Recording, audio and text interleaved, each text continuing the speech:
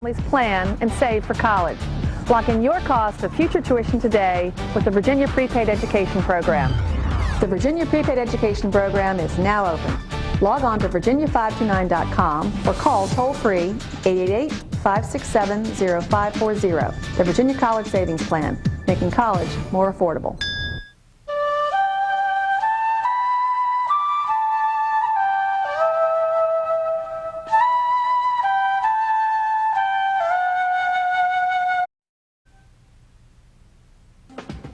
A VHSL Division VI Football Championship game is brought to you by Allstate, the official insurance company of the VHSL, the Virginia College Savings Plan.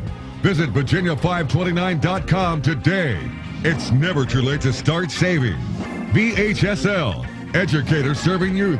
The Virginia High School League is 312 state schools. And by Cox Communications, your friend in the digital age.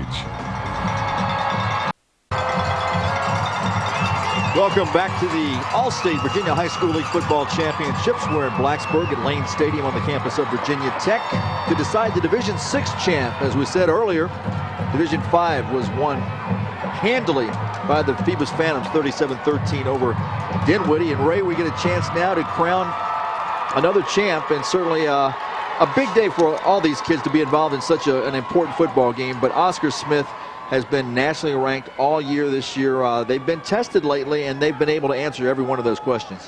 Well, absolutely, and they have a great football team. They have a quarterback in Philip Sims, who's just a junior, by the way, who people think can play for anybody in the country.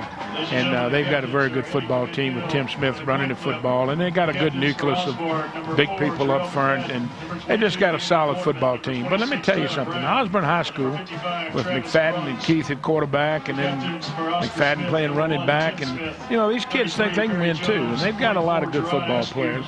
They started out rough because of injuries, and they've come on and they haven't lost in the last 8 or 9 weeks. And they got a very good football team. So with the snow falling and the dark coming here at Virginia Tech Stadium, John, I just think it's going to be one heck of a football game.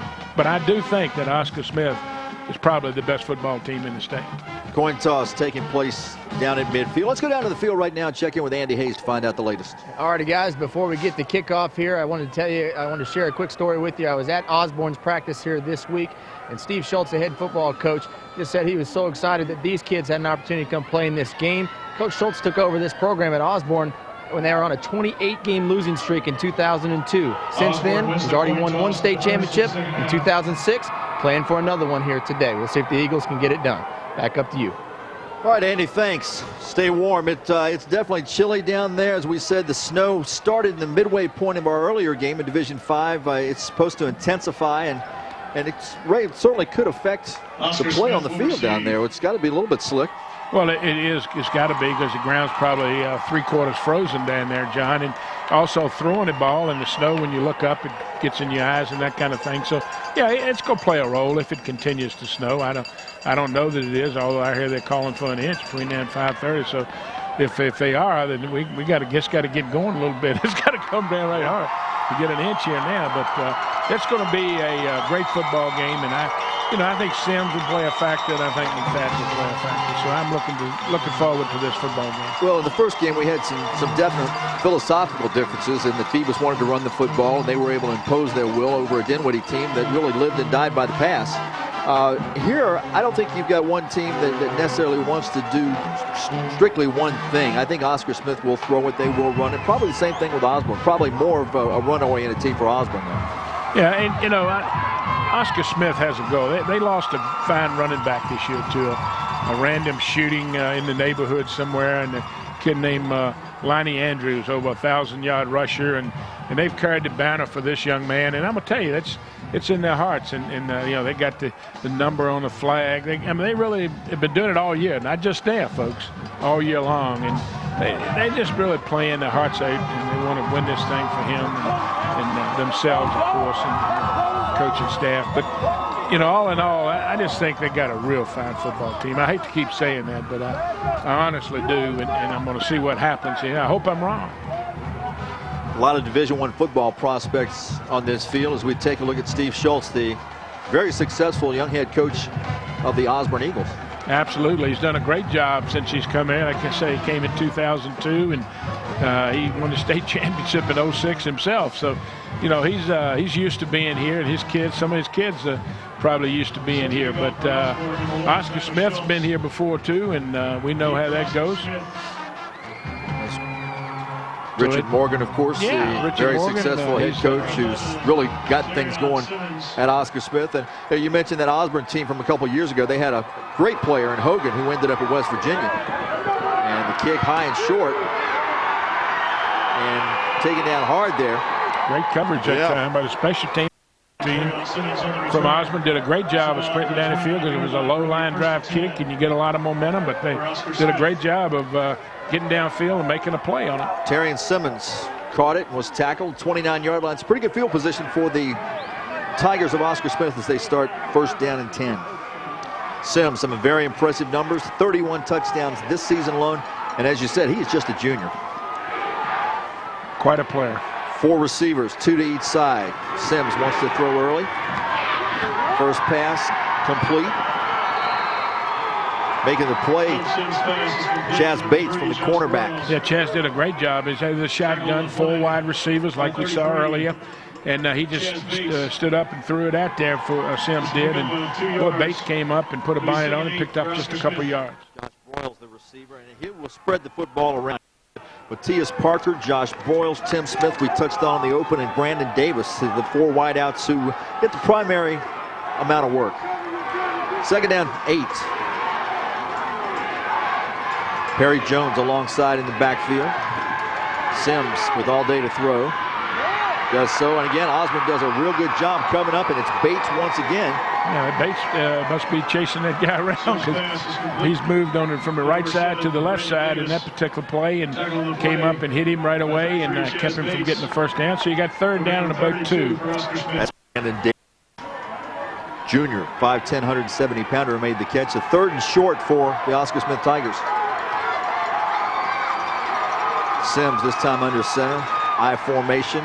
They get it to Perry. He's got a lot of running. Perry Jones outside across midfield. 40, 35 before he's finally dragged down from behind. Coming up to make the saving tackle, Damian Waterman for the Eagles. I really think they came up a little quick and caught Osbourn not quite ready on defense.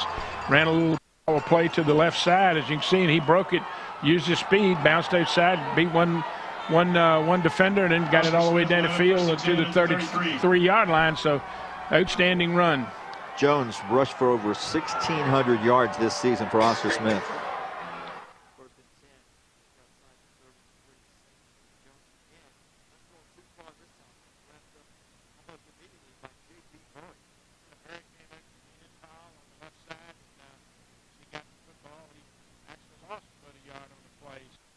Play by Murray and Osbourn's defense. Yeah, that.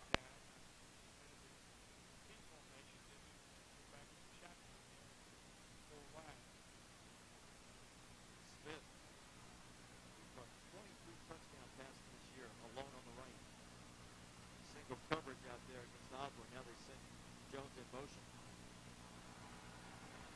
Sims looking for his favorite target, Smith. He's got him. Touchdown. Boy, was that a thing of beauty. Absolutely. Sims just sit in the pocket out of the shotgun. Smith lines up on the right side and gets down the field and just beat the safety. He got in behind him, made a perfect throw, Sims did, of about 45 yards, I might add, on the bullet. And great throw, great catch, and Oscar Smith's on the board. It'll go in the books as a 34-yard. That was a line of scrimmage, but you're right. By the time he dropped back, it was about 45 yards, and it was a perfect strike. So it didn't take the Tigers long, 2.5 minutes to be exact.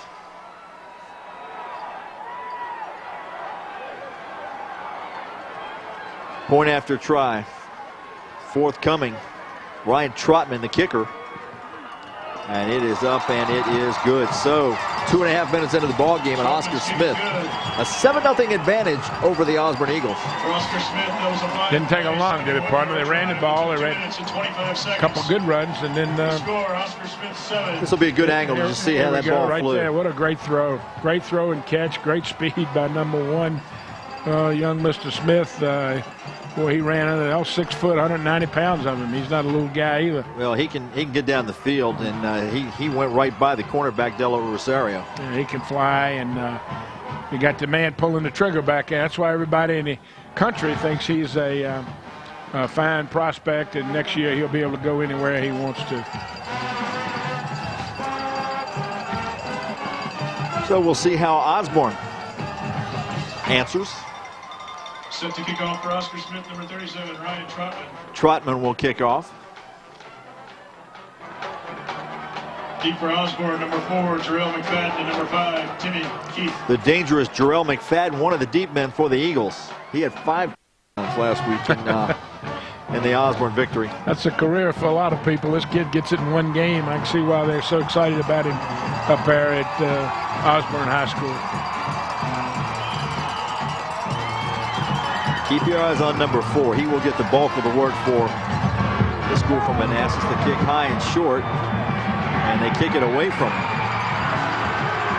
And going practically nowhere. Good coverage downfield that time by Oscar Smith from 83. Boy, he did a good job of sprinting down there and letting him have little or nothing after he caught the football down around the 12, 15-yard line. So gets it up to the 22. So it's 1st and 10 for Osbourn on the 22-yard line. Now let's see what Gerald McFadden Company can do. Daniel Vaughn on that tackle. Timmy Keith, one of the wideouts, ran it back on 1st down 10.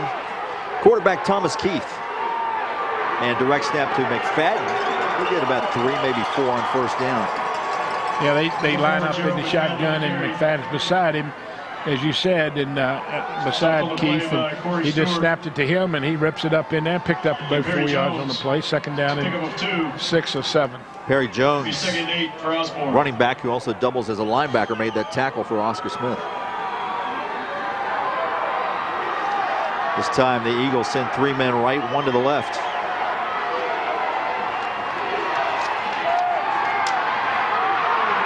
And now Keith's going to go with it. He's got 1st down yardage and a lot more than that, out of bounds around the 41-yard line.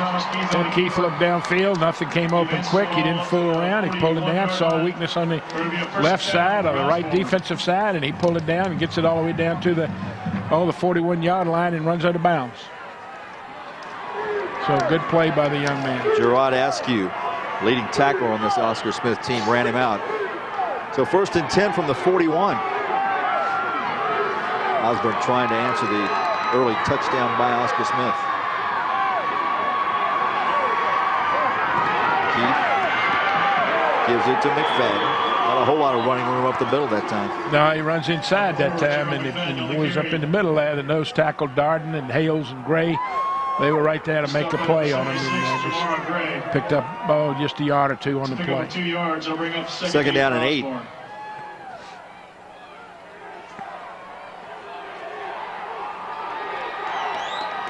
This time, the Eagles send 3 to the right, 1 to the left. McFadden in the backfield along with Keith. And they fake it to McFadden. Keith's got it around the left side with running room and blockers, and he'll have another 1st down for the Eagles. Cross midfield. He did a good job. You know, he fakes it to McFadden out of the shotgun, and then he just goes around the left end pile and picks up a 1st down because they're keying on McFadden. There's no question about it. This Oscar Smith defense, you can see him, and all of a sudden he runs around the end pile, got a good block on the outside there, and he got it upfield, gets a 1st down. So good looking play. Justin George, the tackler for the Tigers. Boy, they look quick, don't they? Whew. 1st and 10 from the 48 of Oscar Smith. And a loose football. Keith wisely just falls on it. And this is where the weather comes into play. It's going to be slick. Yeah, the ball snapped to Keith, and he was going to hand it off to McFadden, and when he did, it just went off his hip. But he did the wide thing. He just fell right back on it to keep from any chance of fumbling that football and turning it over. So that's a smart play. After an error, he made a good play. 2nd down and 14 now. Is got just over 7 minutes left to go in the 1st quarter of the Division 6 final between Oscar Smith and Osbourn.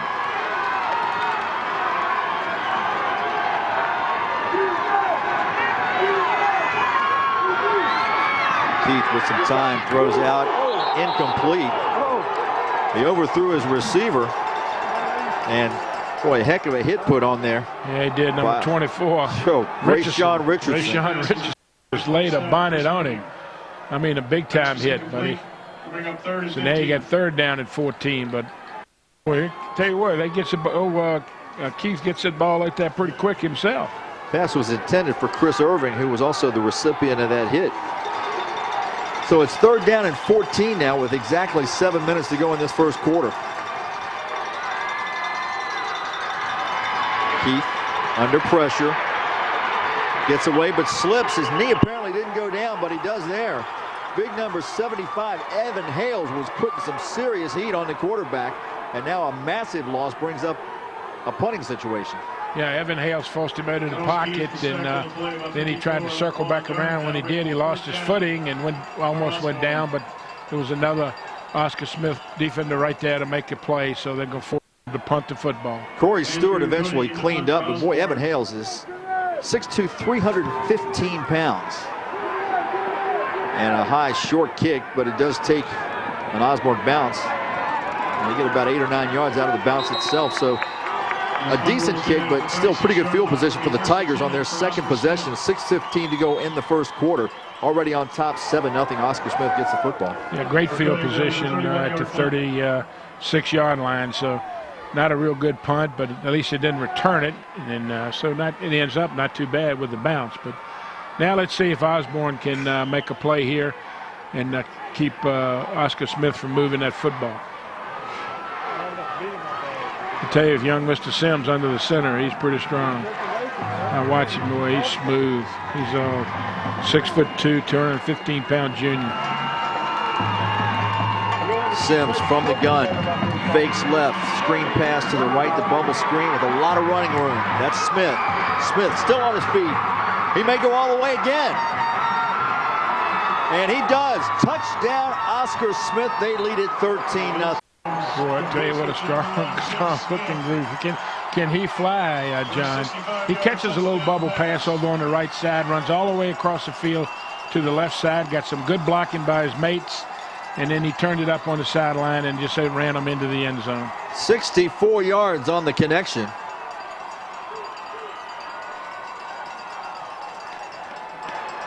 Trotman on for the point after try again. No wonder Sam's got such good stats, man. You can throw into that guy. He's pretty strong. And the point after try blocked, so a positive for Osbourn finally. And with exactly 6 minutes to go in the first quarter, it's 13-0. Oscar Smith on top of this thing. Let's take another look at this set up so well. Watch him go back across field, and he just flat gets on the sideline and outruns him. He's got great speed. Got it in the end zone. Young man's a big, fine-looking thing. Well, C.J. Jackson, number 24 for Osbourn, had a pretty good angle on him. Yeah, but Smith can fly. Him. Yeah, just flat outran him, partner. 6 foot, 190-pound senior. Let's check down to the field now with Andy and find out what the mood's like. I guess it depends on which side of the field you're on. Yeah, I'll tell you what, guys, it's obviously very a happy crowd over here for Oscar Smith, kind of a stunned crowd over there for Osbourn. One of the things I was going to tell you, Tim Smith going to UVA, he's showing here today why he is one of the best players in the state of Virginia. I wanted to touch on one more thing with you guys here. We didn't really talk a whole lot about it, but Lonnie Andrews and his tragic death this past summer, these kids, they are playing today for him, and they have a ton of emotion already in this game. Can't help but think number 26 has something to do with it, guys. Back up to you. Yeah, just a tragic story. There's the number 26 worn by him. He was headed to Virginia State to play. High, short kick. Then McFadden with the football, I believe it is, and he gets across the 30 to the 32-yard line before he's dropped. Yeah, I can see the speed with young McFadden. If he gets just a sliver of space to run, he'll break one today before it's over also, unless Oscar Smith's defense is just so dang on good. He doesn't get that chance all day, but boy, he's got a jet when he turns it on. So good return. They bring it back to the 34-yard and 33-yard line. Well, if they keep scoring touchdowns, they're going to get plenty of opportunities on kick returns. No question about that with 5:53 to go in the first. Keith from the gun. McFadden alongside. Keith under pressure, throws the slant. A low throw, and I guess he held on to it. Good-looking catch that time. Yeah, number 12 brought that in. Steve Slayton with a nice grab. Lined up on the left side and just runs a little slant in, about 12 yards down the field, and McFadden hit him, Keith hit him right on the numbers, and he held on to the football. As soon as he caught the ball, he got hit, but he held on to it, so first down for Osbourn. Well, this is what Osbourn needs. They need to keep their defense off the field, first of all. They need something good to happen. Get some points on the board and move the ball. Man in motion. Keith calls his own number, picks up 5 yards right to midfield. Yeah, that time it's just the power. They put the man in motion from right to left, and he becomes a blocker. Right when he goes by the center, the ball snapped, he turns up and blocks, gets a little extra blocker over there on the left side, and picked up 5 yards on the play. Laquan Darden, the tackler. Must be a penalty. Looks like there is a flag they're talking to the Oscar Smith captains about. Let's check in with Andy again. What's going on the field, Andy? All right, first of all, on the field. On the offense. Let the official talk there. First down. Illegal shift there on Osbourn. And one quick thing, John and Ray, the field is pretty slick down here, starting to slip a little bit here because of the snow. But keep in mind, Osbourn fans know this, though. Last week, Osbourn fell behind 14 points to Varina. They came back and won the game 47-28, so not done yet. Well, they've played from behind before, but with all due respect to Varina, Oscar Smith is a top 10 team in the country, and if you give them a 14-point advantage, you may not be as fortunate as this play went almost nowhere. Bring up second down and 14. Yeah, they ran it just a little sweep that time by Keith and picked up about a yard or two on the play. Today you got second down, and as John said, about 14 yards. Now, this Oscar Smith defensive football team, I watch them. They can all run.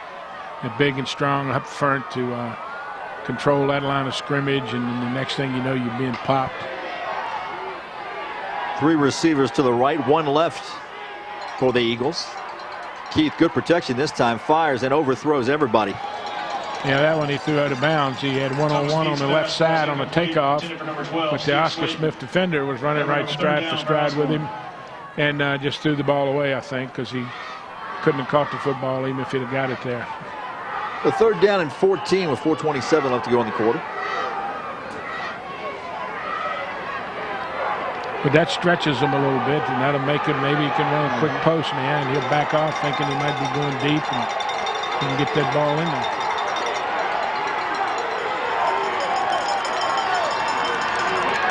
Wants the middle. Now he's going to turn it up and run it, and not much running room as that pocket closed quickly. Yeah, he pulled it down a little fast that time. He stepped up in the pocket instead of continuing to look for a receiver. He decided to run, and when he did, that front wall of Oscar Smith was right there to make a play. Once again, Hales and Gray and Darden, Stewart, all those guys, they're pretty tough. A low spiral that takes an Oscar Smith bounce and goes out of bounds around the 39-yard line. So pretty good field position once again, although field position hasn't meant a thing so far for Oscar Smith. They just throw the play and then run.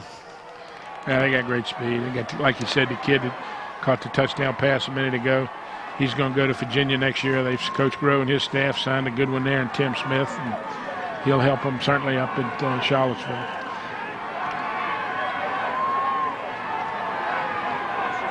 Oscar Smith's offensive line, pretty good size, and they lose 3 of the 5 next year, but again, they're not quite as dominant in terms of just sheer size as Phoebus's offensive line. Well, they got a sophomore, 6'2", 280, so he's a big kid that's going to grow up. Razzle-dazzle here. The pass play well overthrown as they were trying to trick Osbourn. Smith actually lined up as a receiver that time, came around, they pitched it to the quarterback, and he didn't have much there. Right, he was trying to hit Smith back, but he was well covered. They did not bite for it, and once the ball got in Sims' hands, he just he had great coverage downfield, and he overthrew the ball, incomplete pass, second down and 10. I like the idea, though. Good pressure was put on him by the interior of Osbourn, so that was good to see. Travis Burns. Second and 10. This is Jones, who picks up 4. He just hands it to him over the left side, and Jones, and he just ran it up in there, picked up 4 yards behind that big, strong offensive line, and now they got a workable third down situation, third down and about 6. But the turf is getting a little wider all the time, and that's going to create a problem before the day's over if it hadn't already. Maybe some kids didn't bring their long cleats, but they're going to wish they did. Tigers sent 3 receivers right. Jones next to Sims in the backfield. He's the extra blocker. Now they throw a tight end screen out to the left side. A lot of running room out there. Making the tackle, or actually making the catch, is Daniel Vaughn. And making the stop for the Osbourn Eagles, Tyler Del Rosario. Yeah, they call a hold in that time. Big number 75 got outside, and he was trying to trying to block a guy, and he latched onto him outside, and then, of course, the referee sees things like that, so play goes for naught, be third down and long. That's Evan Hales, who is 315 pounds. He stands 6 feet 2 inches tall. Yeah, he's a man. He's a junior. This whole offensive line, Hales is a junior. Holding on the offense. Replay third down. So that's a very positive play for Osbourn. They can force them to punt. The first time they've stopped them all day. Well, it's still third down, so we'll see what happens in this third down play. But Hales is 315, Gray's 250, Souls 245, Stewart's 250, Holmes, a sophomore, 280. Got some good young people in there. Sims has his receiver. Did he hang on to it? If he did, it's close to the first down. If he hung on to it, he got a first down.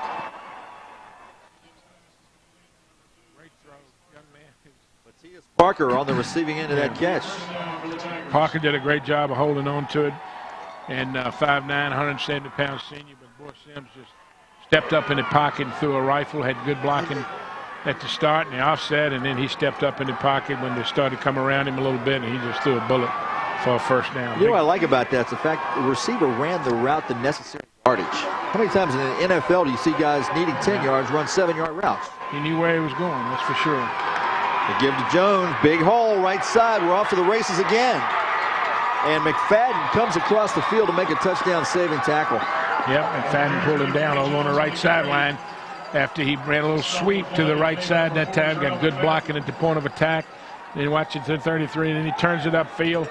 Right now, boom, the rocket turns in, and he goes upfield, and McFadden goes in and makes the play on him just as he, if he doesn't make the play, the young man's heading to the end zone. So 1st and 10 from the Osbourn 19 for Oscar Smith. They already lead it 13-0. Made a big third down play a minute ago on that catch you were talking about, John, and now they just moving it with the run. The penalty, all it did was slow him down. Jones straight ahead. Unbalanced line that time to the left, and they ran Jones in behind it. And I picked up 2 or 3 yards down here, but they ran unbalanced down on the left side. Damian Waterman, senior safety for make the tackle. Pretty good defense there.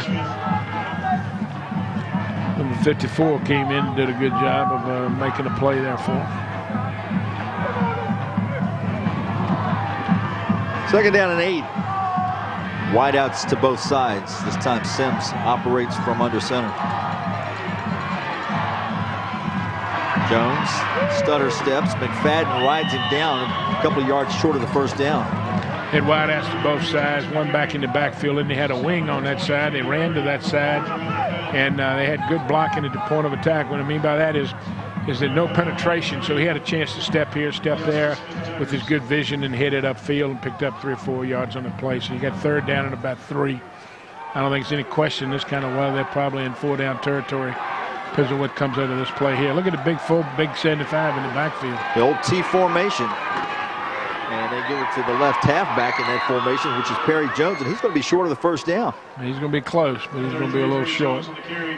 Depends on where they spot it. He got a lot. Yeah. They stopped him. Now, the crew we had last game was given right foot spots.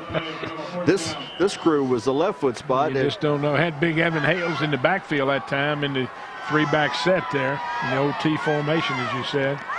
So that's going to end the first quarter here, and it's 13-0. We'll go on over. They got to make a decision. They got 4th down, about 2. Osbourn trying to regroup. Trailing 13-0 after the first quarter of the Division 6 final. Oscar Smith on top. We're back. We're so lost. No, I am not, man. Dude.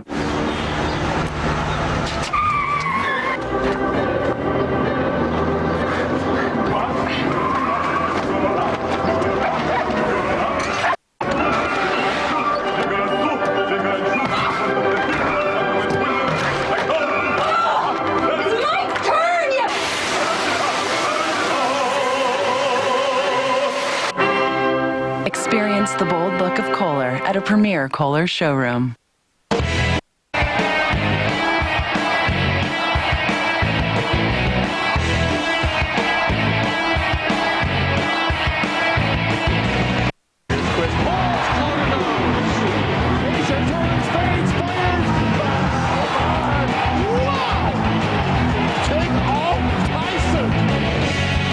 CST is the home for the Hornets, live Wednesday against the Bobcats in HD.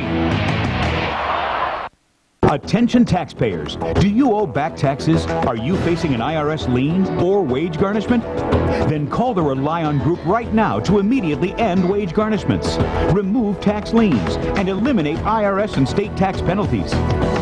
At the Rely On Group, we realize things can go wrong with your taxes even when you thought you were doing everything right.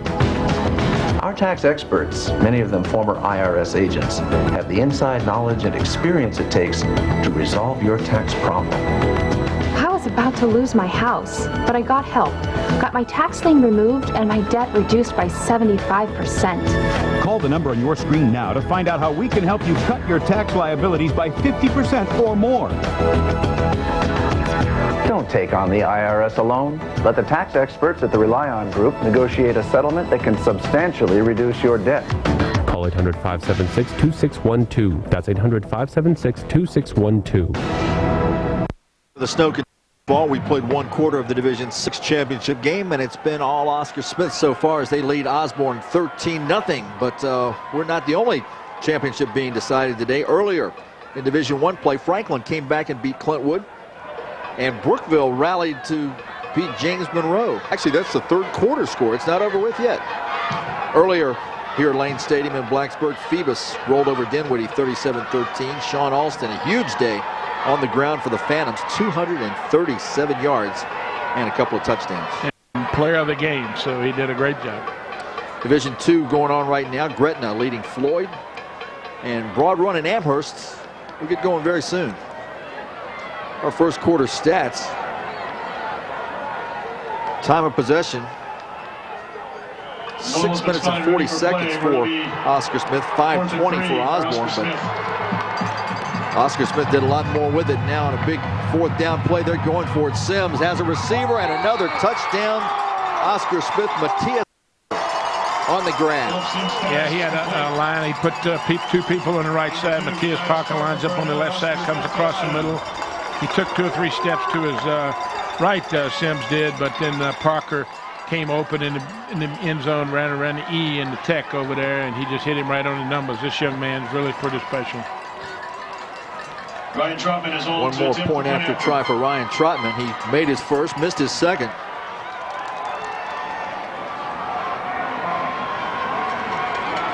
Tim Smith, the holder. And this one up and through. So 5 minutes into the second quarter, it's 20-0. Oscar Smith. And Ray, just to expand on the stats I was giving you earlier. Osbourn, 22 yards of total offense compared to 193 in the first quarter. Let's go down to Andy. All right, guys, we're down here on the sideline with the principal for Oscar Smith High School, Paul Joseph. And Mr. Joseph, this has just been a great day already for Oscar Smith. You guys have, 20 points on the board. What does this mean for your school? This would be the first state championship of any sport, wouldn't it? I can't tell you how large this is for our school. Our whole, well, in fact, I think half our city is here right now. Everybody's been supportive this year. The kids never quit. We have a wonderful coaching staff. And like I was telling you earlier, it's off the field. These kids are fantastic kids. They never get in trouble. They just do what they're supposed to do. The youngster who just caught the touchdown pass was Matthias Parker. You were his principal in middle school, so you've seen him come all the way up, haven't you? And like I said, I just feel so fortunate. I've been with a lot of these kids for many years, and it's a wonderful thing to see this come to fruition like this. Hey, thanks for joining us today. Congrats on a good start here for the Tigers. Thank you very much. All right, guys, back up to you. Oscar Smith, very explosive, and they just got so many weapons, Ray. It's going to be tough for Osbourn to stay in this thing, especially on this kind of field right now, because it's going to certainly cut down on the explosiveness of their big guy, McFadden. Well, they have a lot of weapons, but they got the man under the center. It's the best we've seen today. He's pretty good. This is McFadden. Got a hole and runs out of bounds. Yeah, he's not the problem for Osbourn. He's a good football player, McFadden is. Vince Murphy made the tackle for Oscar Smith. We've now got a final on that Division III score, a wild one.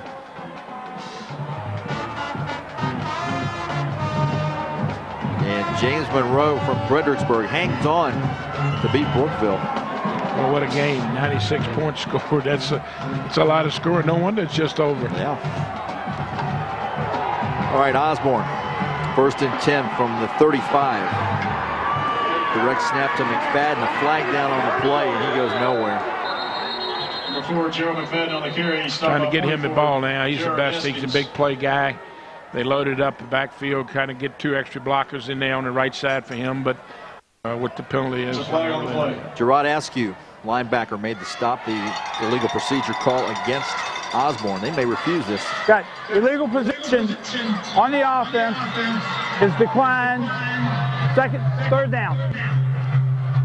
Second down. He meant 2nd down. Well, correction. 2nd down. 2nd down and 10 as no gain on that play. Timmy Keith comes in from the sideline with a play.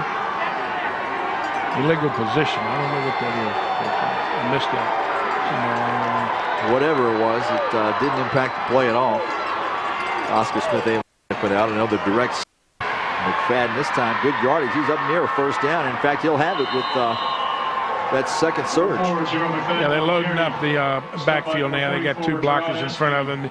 Ran to the left side that time, and you can see they got the 2 blockers and tight end on that side, and they're saying, look, we're going to run the ball. We're going to try to get some points on the board here, and we got best man we got running it. We're going to let him carry it, and you can see him right there carrying the mail.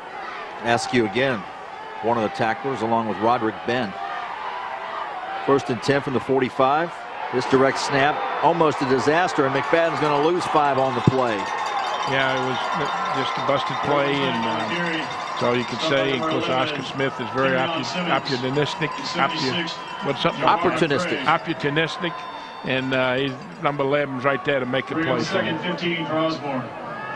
Terrian Simmons on the stop. Strong safety. Everybody ran the ball. They're challenging him. I'll tell you what, Osbourn may be going to this tactic simply to keep their defense off the field and keep the ball out of Oscar Smith's hands more than anything. McFadden with a little running room near midfield. A great effort by McFadden that time. He got hit down around the 45, and he carried a blocker with him, moving legs, getting it up to about the 50-yard line. So outstanding effort by him. Askew again on the stop. That guy's all over the place. Askew's playing defense. There's no question about that. 3rd down 6 this time for the Eagles. We hit the 10-minute mark of this 1st half. And now a timeout being called. Oscar Smith uses its first timeout. Yeah, coach is going to go over and try to get them in a little better position with that strong set that they have, Coach Morgan, that strong set that they're putting up in the backfield now with the shotgun and strong set. Too many folks coming at you. Ray, let me ask you, for years, we pretty much conventional football in terms of formations, but the last couple of years with the spread offense in college football, obviously it's filtering down to the high schools. The Wildcat formation, which is in the pros right now. Now we're seeing basically that's what that is. It's really just the old single wing, isn't it? Yeah, Wildcat, single wing, whatever you want to call it. What they're putting it in is just a look, and it gives you a different look. It means you got to work in practice against it all week long because you don't know when you're going to get it or if you're going to get it. So now the spread offense is I don't call that the single wing with 4 or 5 wides, but with what he's doing right now, yes, it's like the Wildcats you hear or whatever. Texas might call it the Longhorn or whatever, you know, different set. But it's very similar to the single wing because the tailback's handling the football. 3rd down 6. Everybody in tight. The snap to McFadden. And he'll be short of the first down by a couple of yards. Well, they're giving it to him. At least they're giving the ball to who they think's the best football player they got that can run that football, and that's him. And now they got a 4th down situation, and they got to make a decision. It looks like they're going to go for it from what I can see right now. Nobody's coming out, no punters going in the game. So Corey Stewart, the defensive end, made the tackle for Oscar Smith. They're 4th and about 2, so this is certainly a big play here in the second quarter.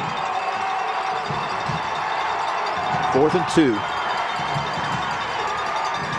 McFadden, same play, and Stewart's got him by the waist and won't let him get there. It's going to be, turn it over. Unless they get an incredibly favorable mark, and they're up there. But I still think they're going to be a little bit short. May have been a fumble later in the play. Because if it was a mark, I don't know if the guy knows where it was. Yeah. He walked into the pile. So. Well, if the fumble's immaterial. If they didn't get the first down, it's Oscar Smith football, then it's Oscar Smith football. Yeah, they're trying to win. I mean, that's what I like about it. He's trying to go for it on 4th down and no good, but he tried to go for it. But right now, Oscar Smith's playing 9-10 men up in the box. They're not fooling around. You're going to run it. We're going to put some folks up there and challenge you. Yeah, watch Stewart. He wraps him up and just will not let him go. So Coach Morgan is, and there was a fumble well into the play. Yeah. And Coach Morgan is saying, you're going to run this and we're going to put 9-10 people up in the box and challenge you, and that's what he's doing. All right, the Tigers take over 1st and 10 from their own 46. Sims under center. Fakes twice, still has it. Has his receiver, Smith again. Another touchdown, Oscar Smith. My goodness.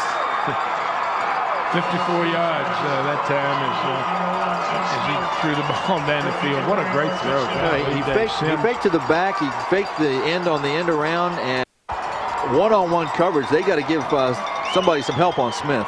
Yeah, he just runs right by the safety, and when he does, this guy Sims is good enough to get it there, you know. And I can tell you, I don't know where he's going next year, folks, but I can tell you one thing: whoever gets him has got a peach. 9:01 to play in the first half. Our score 26-0 as Trotman's on for his 4th extra point try.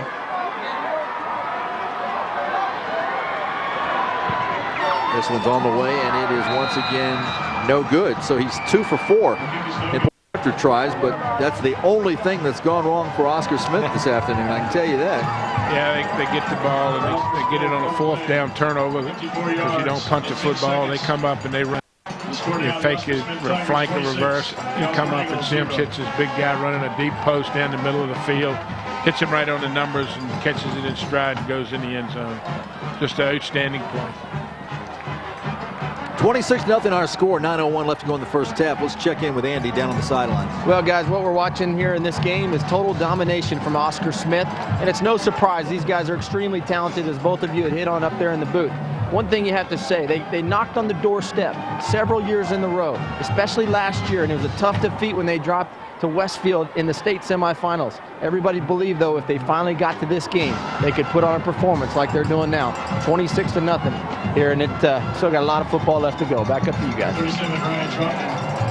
All right, thanks, Andy. Ray, if you're Osbourn right now, certainly you're trying to score and you're trying to win, as they just exhibited by going for 4th down. But my goodness, you got to do something to stop the bleeding, or it could get a whole lot uglier. Well, it's 2 things. Oscar Smith has a very good football team, and they have a quarterback that's probably better than anybody in the state of Virginia, in my mind. And he's just making every throw. I mean, that's not an easy throw he just made with all the things you were doing and hitting a 54-yard post. And he threw it about 45 in the air. And he's hitting him on stride. Oh, it's not like the guy's having to make adjustments. McFadden gets wrapped up around the 27-yard line.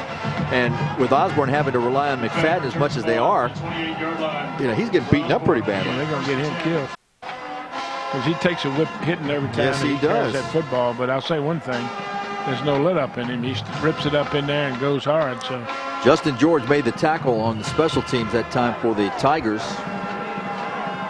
I think you just try to control the football and try to get to the locker room in one piece right now if you're Osbourn. Well, you got to try to control the ball, so there's no question about it.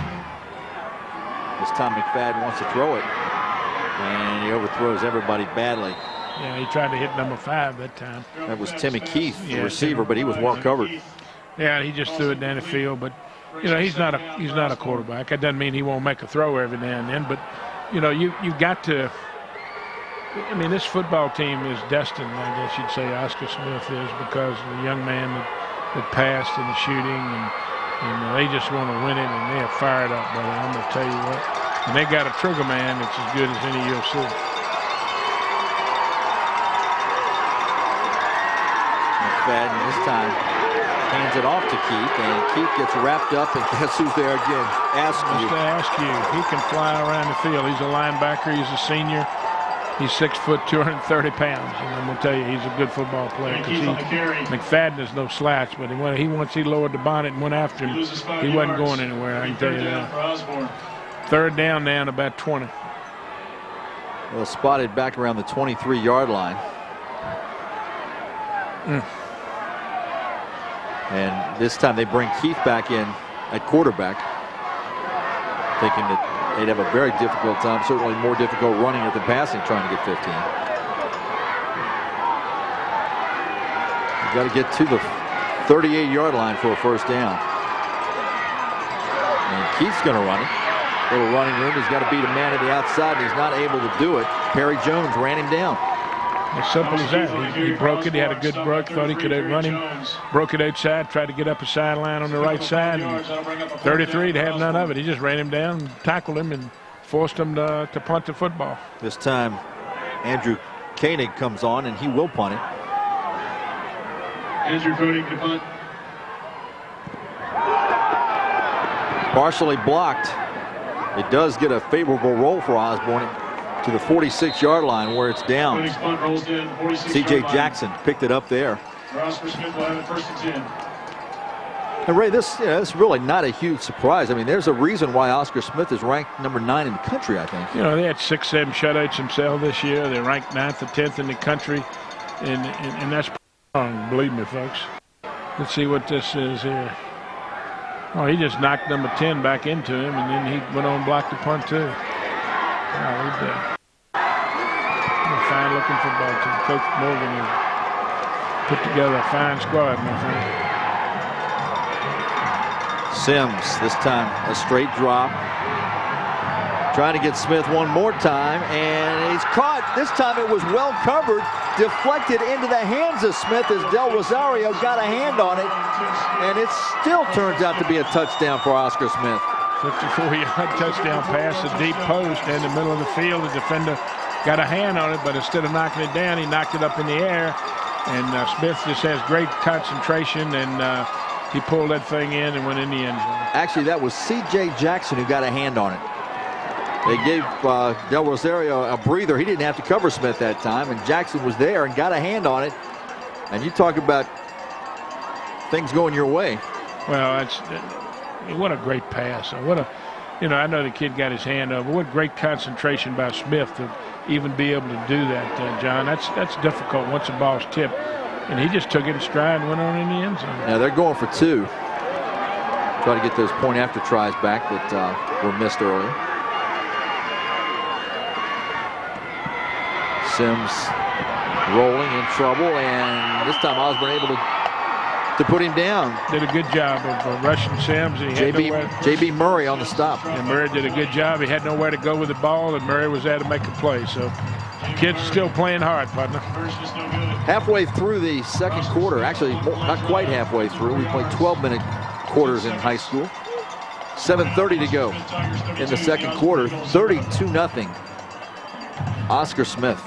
Yeah, they need a drive. I mean, there's no joking aside. Osbourn needs a drive to keep the ball away from Oscar Smith, because Sims and company, he can score almost any time he wants to. Well, we may have, since we got the VHSL people here, we may have to put their researchers out to work and find out, what the records are for points scored in a game and margin of victory.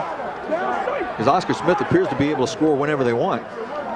So far, that's been that way. And then when you got a guy like Smith who signed with Virginia already in Grant Aid, I mean, what great concentration he had on that ball. Most kids would have just given up on him once it was tipped, but not him. He just caught it and ran on in the end zone right in stride. And I mean, it's snowing good now, folks. 37, Ryan Trotman will kick off for Oscar Smith. 32-0, and we still have more than half of the second quarter to go. Yep, 7 minutes and 30 seconds. McFadden deep along with, and a short kick this time, taken by Lucky Whitehead. And he doesn't get very far at the 25-yard line. Now Lucky catches it right over around the 20-yard line on the sideline, and he backed away, was able to not go out of bounds, and he started right across the field, and he looked like that wasn't going to work, so he cut it back, and when he did, he got about 5 yards out of the play on the 25-yard line.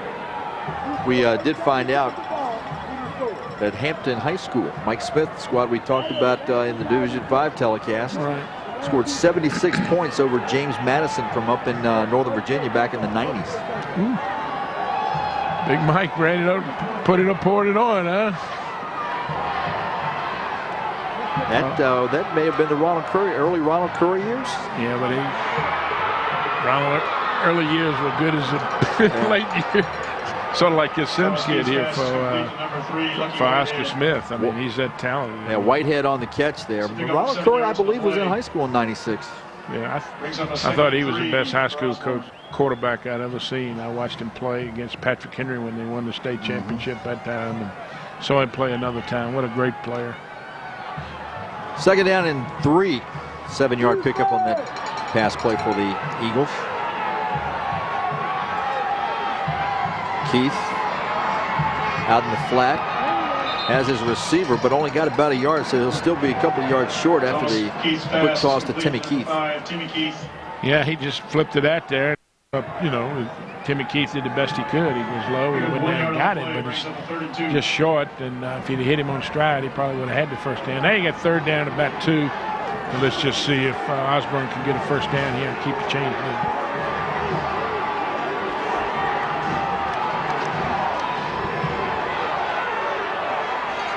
Keith, and in and out of the hands of Steve Slayton. Slayton couldn't hang on to it, but had great coverage back there by number 22. Justin George again. Justin George did a great job that time, and was all over him. As soon as the ball got there, bingo, he was there to hit him. But he couldn't hang on to it, so it's fourth down, and they're going to punt again. 6:38 to go first half. Or are they going to punt? No, they're not. Evidently not.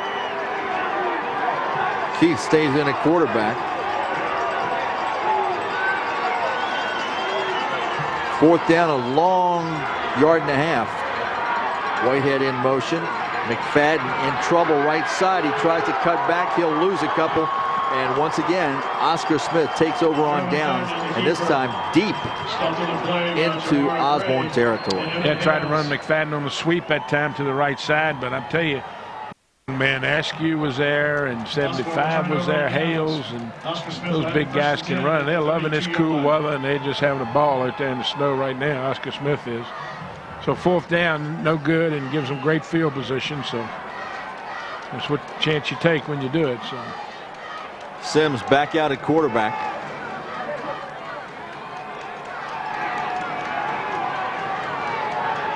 Can't see if Smith's in the game or not, but if he is, I'd keep an eye on him if I were Osbourn. There he is in motion. He started up the field too early. I don't see if, yeah, there is a flag. Sims has a man all alone. It's a touchdown, but it's coming back.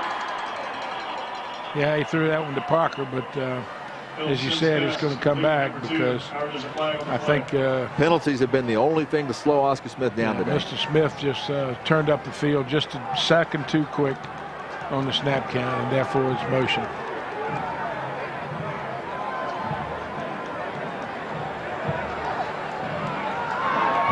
Legal motion on the offense. Replay first down. So the Eagles have a reprieve, at least momentarily. Yep. And it's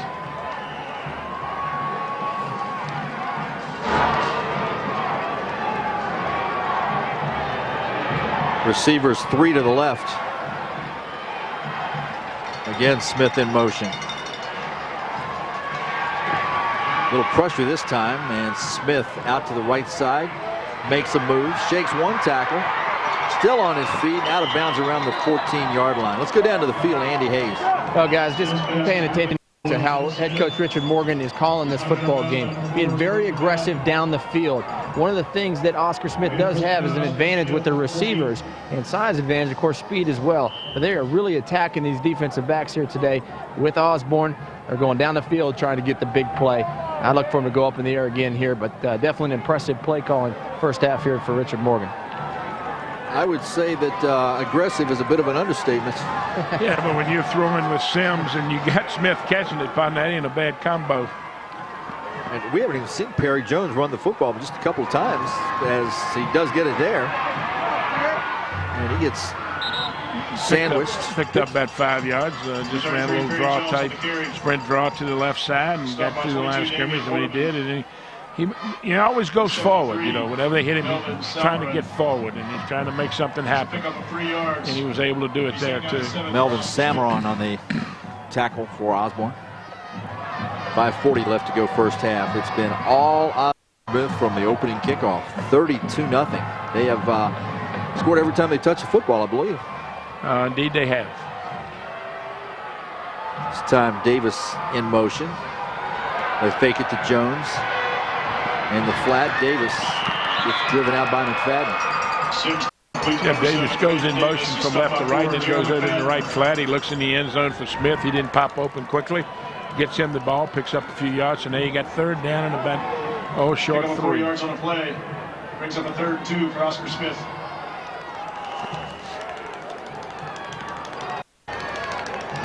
Askew comes in on offense this time. A couple of most receiving touchdowns in a championship game. Smith has already tied former Oscar Smith player Todd Harrelson. And we've still got a long way to go. I'm betting on Smith to break that record. I don't know about you.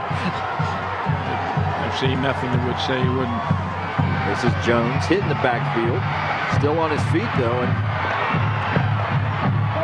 the guy in E for effort there. He fought off tackle after tackle before he finally was brought down by Murray for Osbourn.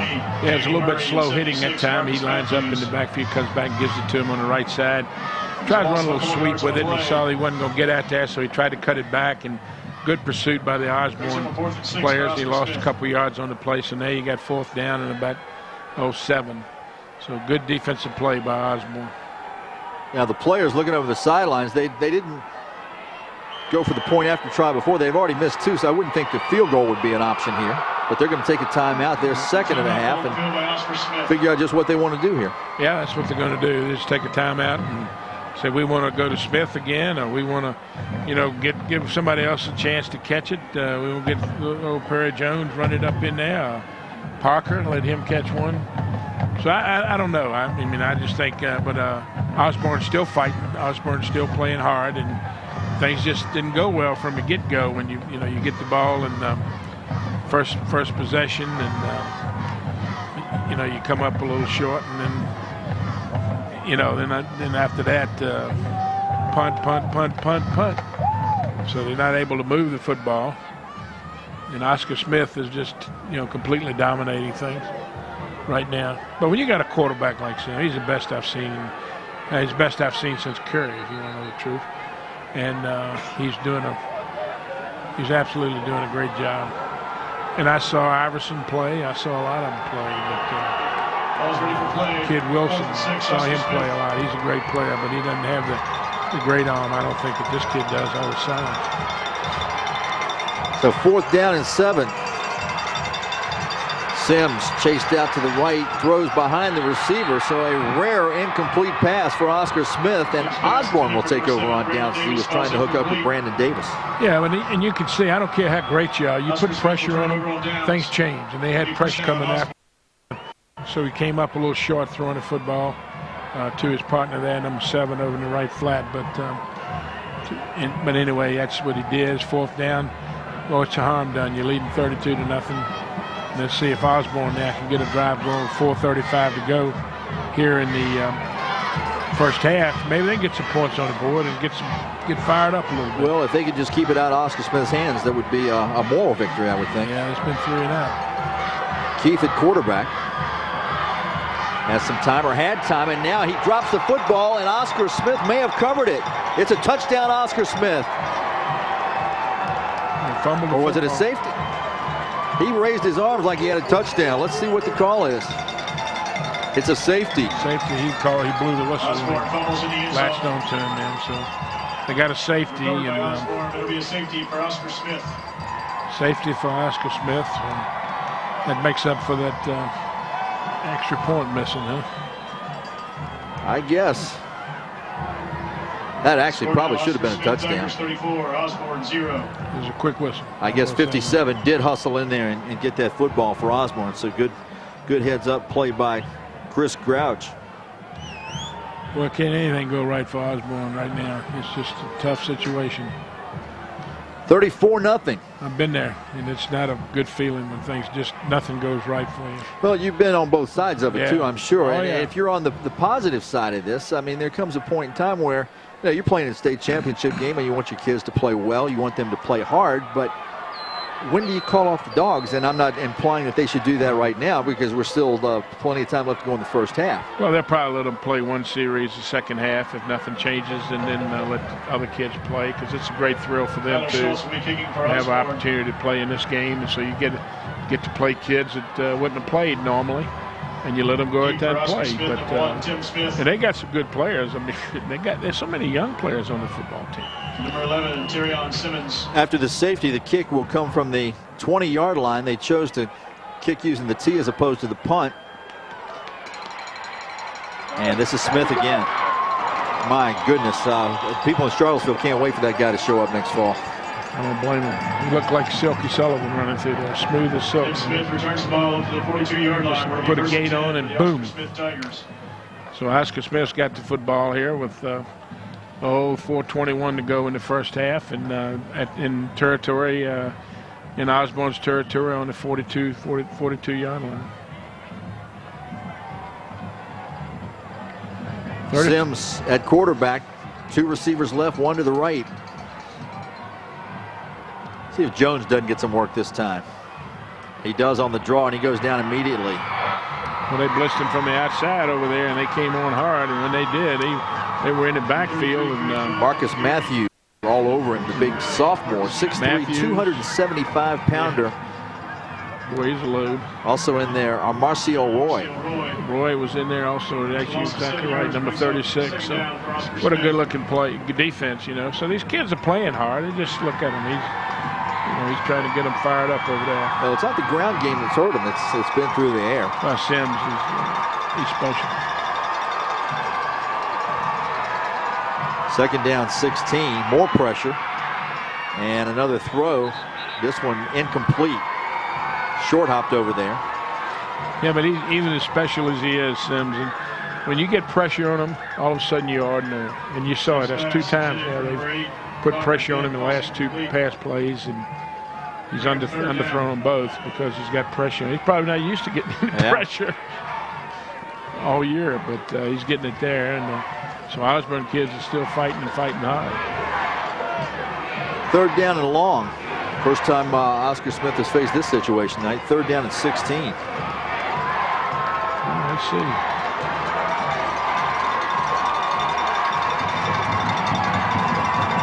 This time 2 receivers right. The pocket moves that direction, and the pass will be short of the first down if it is a catch, and I'm not sure it was a catch as Davis was the guy. They say no, it was not, so it'll be 4th down. And could it be an Oscar Smith punt? Oh, sure. I think they'll put the football here. I can't believe Coach Morgan's on the punt here. 3:27 left to go. And he is sending the punting unit on. It should. You know, it's the right thing to do. Well, it's a smart thing. It's a prudent thing to do. You lead 34-0. Ball's right around midfield. Anything can happen. Deep for Osbourn, number 4, Gerald McFadden, and number 5, Timmy Keith. I'll tell you what, I bet my good friend O'Kenny Easley is very proud of this bunch today, sitting back there in Norfolk watching this game in the warmth of his home.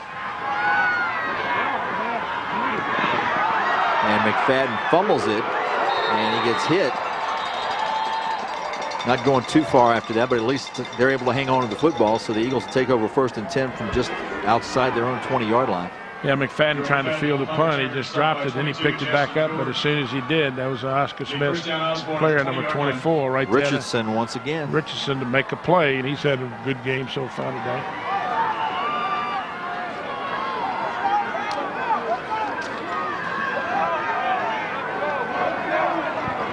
So Keith on a quarterback. They've gone away from the Wildcat formation for a while. So Kenny Easley, we understand the former Oscar Smith great, former UCLA great, and Seattle Seahawk great is here. We may get a chance to talk to him a little bit later on as they try the end around to Lucky Whitehead, and he picks up pretty good yardage on first down. Yeah, good play. Learned to sweep to the right side that time and picked up about 5-6 yards on the play, so good looking play. Roderick Ben on the tackle for Oscar Smith. Well, I'm glad to hear old Kenny's up here. That's good. I know he cares about Oscar Smith because he went there and he was a great, great player, my friend. He's probably one of the best defensive backs to ever play college football. Well, they actually have the stadium named after Kenny Easley, Ed Beard, and Steve DeLong. Pretty good crowd there.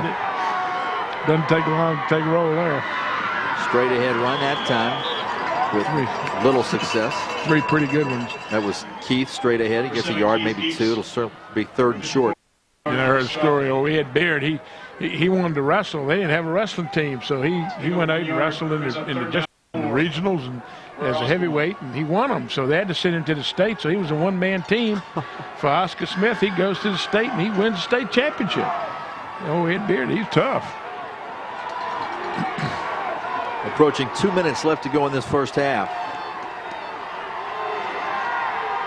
Thomas Keith with the football, running to the right, needs a couple more yards. He won't get it. In fact, he's going to lose a couple.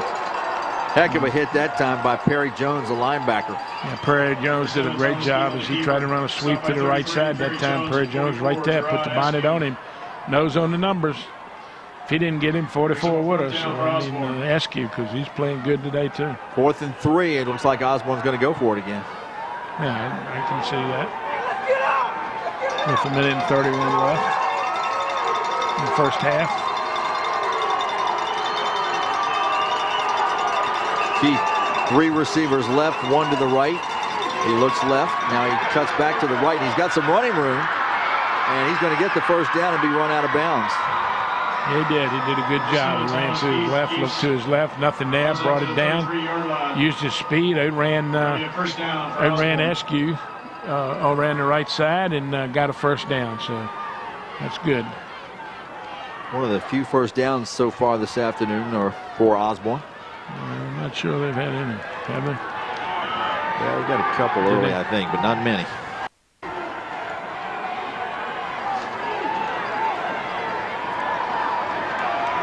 Two receivers to each side of the field.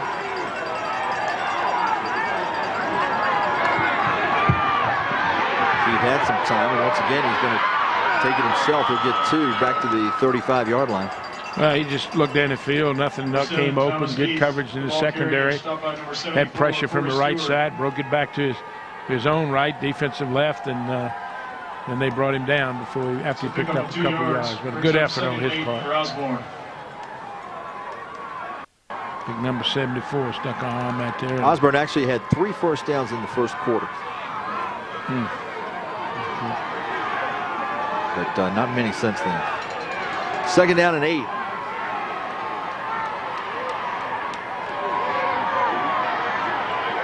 Keith, good protection this time, and a receiver, but he dropped it. He had Timmy Keith open. First down yardage and then some. In fact, he was going to take the football into Oscar Smith territory, but couldn't hang on. Timmy Keith, 6'2", 185-pound sophomore, had a chance to really get in some open space there because he caught the ball coming across the field and just dropped it. Therefore, it's all for naught. 3rd down now and about 8. 3rd down and 8 as we come into the closing seconds of this first half.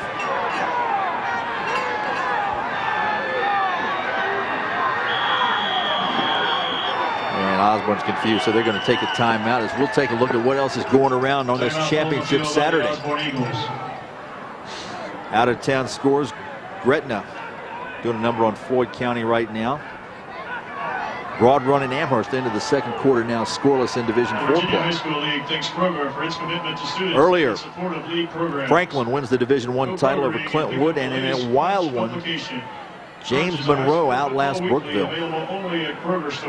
Well, that must have been a wild one. You're exactly right. 96 points scored, and then, of course, the game we had here, Fee was 37-13 over Dinwiddie and Mr. Morgan, but Mr. Alston had a great day, 237 yards and 2 touchdowns.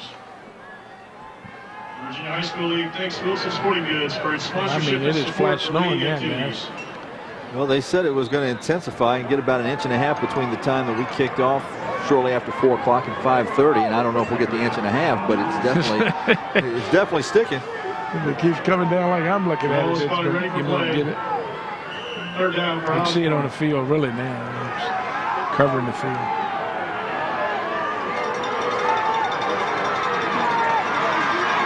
Keith under pressure as his receiver this time. Keith able to hang on, and he's close to a first down. I think he might have got it. Askew wouldn't let him get loose, but he's close. Askew's a very fine defensive football player. He really is. He's doing a good job. He's 6 foot 230 senior, and he's pretty daggone good. He's a linebacker, and he's very mobile. For a kid that's pretty good size. Very mobile, runs well. Then we got 12 seconds left, and they call another timeout. After he got, it's 4th down. I thought he had it. Shows you what I mean. Well, again, it's tough to tell now with the snow down there exactly where things are going to be spotted, and spots have not exactly been consistent. A timeout called on the field by Osbourn. Stay with us at halftime. We'll have some highlights in case you just joined us to see. Look at it. He looks like he's well short according to that spot. Please reset the clock to 16 seconds. So they'll put a few seconds back on the clock.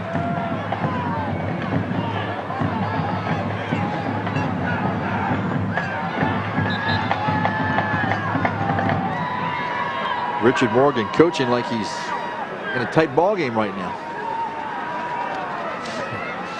Well, you got to. You can't let up until this thing's over, until the fat lady sings, as they say. Because you never know what's going to happen. Direct snap, McFadden. He's got the first down. And Askew's got him hog-tied, won't let him go, and the clock continues to run. And now they stop it with 10 seconds left. McFadden's quick. He really is. A young man. I can see why they really like him up there at Osbourn, because he's not real big. He's like 5'9", 176 pounds. He's just short. He's not small.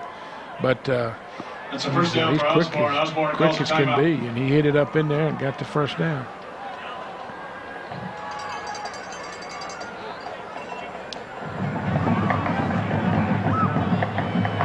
Ball not quite into Oscar Smith territory. I'm not sure it's been in Oscar Smith territory, has it?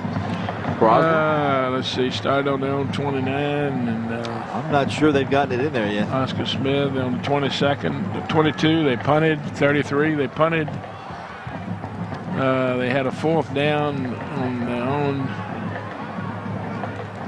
Let's see what y'all. I was not in there. Then on the 35, and they punted. 4th down, no good. They had a couple 4th downs, no good. I don't think it's been there. No, it ain't. Ball's ready for play. So 10 seconds left here. Let's see what the Eagles are able to come up with here.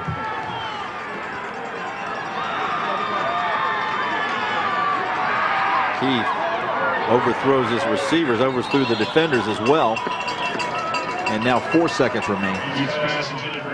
Yeah, he's a nice kid, and he's a pretty good quarterback. But as far as throwing the ball deep and all, he's not very accurate. But I'm going to tell you one it is, my friend. The guy on the other side of the field, Mr. Sims. On the other side of the field, Mr. Sims. He's made some wonderful throws today. And he's 6 foot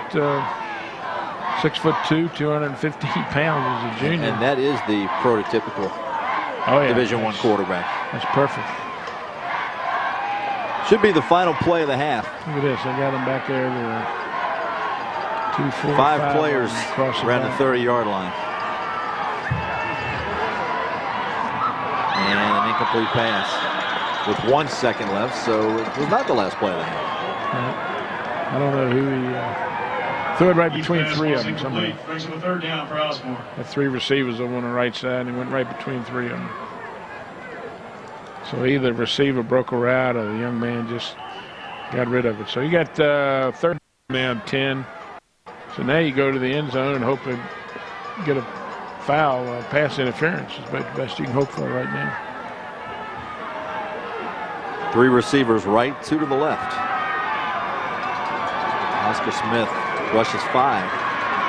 Slant pass dropped, and that will be the final play of the first half as McFadden got hit right on number 4. He couldn't hang on, and that kind of typifies the way it's gone for Osbourn in the first 24 minutes of play. We've had a tough go of it. Oscar Smith has shown why they had ranked nationally in the country as a high school football team, and they got a quarterback that's outstanding. They got a running back. They got some people who can play defense. We are back. The teams are on the field.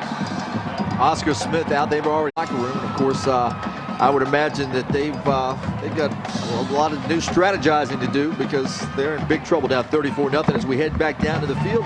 Check in with Andy Hayes. All righty, guys. I'm here with head coach Richard Morgan here of Oscar Smith. And, Coach, second half, you guys are up 34-0. What'd you tell the kids at the half? Just that we're not done playing football. You know, a lot of these kids have been in the program 4 years. We've had a lot of heartbreak.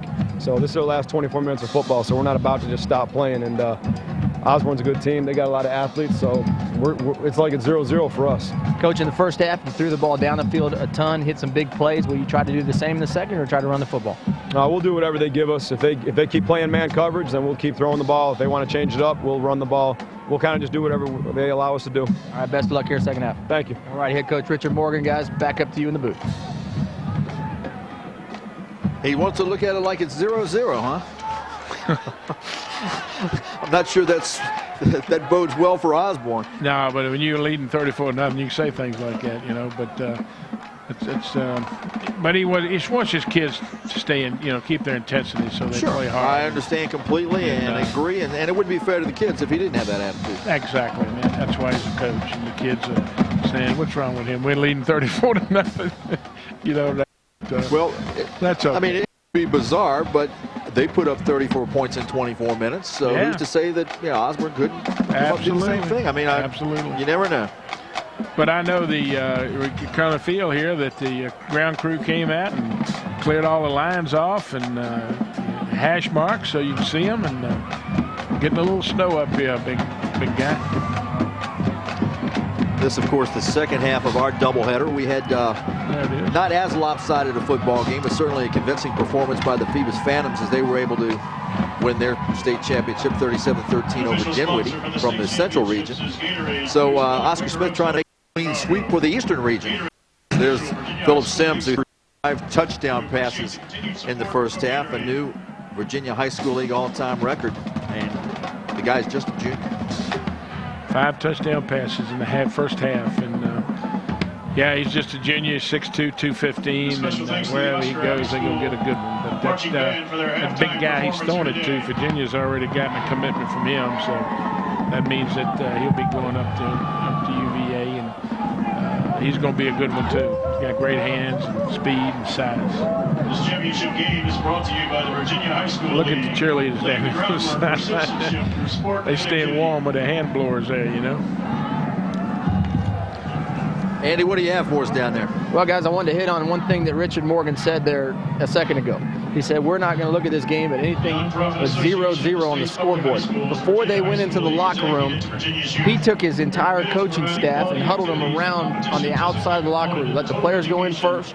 Coaches stood outside, and you can't help but think he was telling all those guys, hey, when we come in there and talk to our kids, we're telling them it's 0-0 second half so that we do not have any sort of let down. He did mention heartbreak. You know, they've been so close for so many years. They want to make sure they get this state championship trophy. Back up to you guys. And, of course, if they are successful, this will be the city of Chesapeake's first state championship since Indian River did it back in, I believe, 1996. Yeah, but I don't know. I'll be honest with you, but you do, so that's what it was. But, yeah, there's no question in my mind that football down in Tidewater is probably the best football year in and year out in high school football in the state.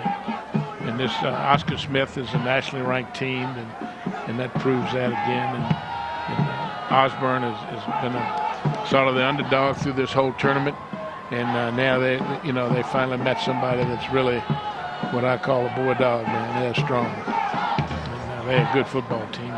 Oscar Smith beat a lot of people. Might be some D3s.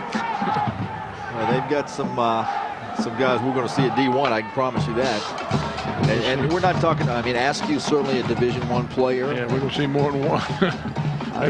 There's a handful of that bunch who either this year or the following year will move on. Exactly. Speaking of moving on, congratulations to Virginia Tech. The Hokies wrapped up the ACC championship with a win down in Tampa in the ACC championship game over Boston College. So once again, that's great. Frank Beamer has the Hokies in a BCS bowl when they lost 4 games this year. Sort of mediocre early on, had some problems at quarterback position, and then pulled it out. And the kick comes to Keith around the 15-yard line. And he slips down with a little help around the 27-yard line. So decent field position for the Eagles as they take over 1st and 10, trying to scratch and claw their way back in this football game, a game in which they trail 34-0. Yeah, it's going to be this. No question, the field is getting slippier now. It's covered except where they cleared the lines for the players, but it's still coming down pretty daggone good out here. But I tell you, I'm proud of my Richmond Spiders. They beat Appy State today too. State, so they're still alive in their quest for a tournament division championship. And first play, Keith to Keith that time. Yeah, good throw, good catch. Lined up on the right side, ran a sideline cut, and a young man put it right on the money. He had good coverage all over him, but he still caught the football and picked up about 5 yards on the play, so it's 2nd down and 5. Thomas Keith, the quarterback, to the receiver, Tim Keith. It's a much better situation than what they were facing in much of the first half. 2 wideouts to both sides. Tim Keith under pressure, and he's not going to be able to elude the pressure of Hales once again. Big guy, 6'2", 315. Evan Hales came through the line that time, and boy, he's happy out there. I mean, he's just like he's playing around that snow, that big old thing, running around out there doing a great job. Showed a lot of agility that time. Today he got 3rd and a ton. 3rd down, 14 to be exact. And of course, this is a situation where Hales and company know they can just tee off and meet at the quarterback if possible. Lay the ears back and say, look out. This time 3 receivers right, 1 to the left. McFadden in motion, and the pass deflected.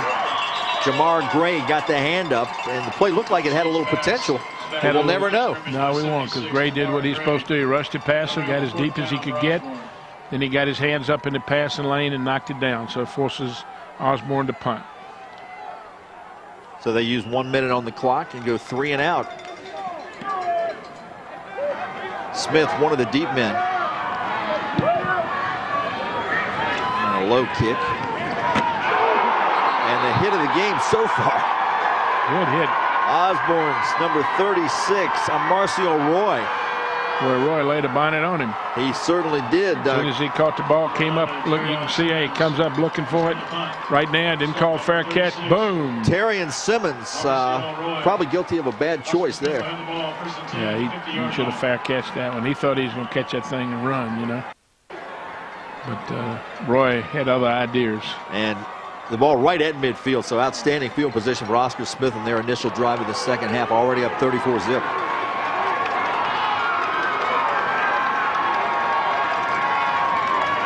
Gives to Jones. Jones shakes one tackler and lunges forward to get about 3 on the play. Yeah, he beat Tyler Brown in the backfield to get by him, and then he got it upfield, picked up about a yard on the play, but just a good effort by him. R.J. Allen on the stop for the Eagles.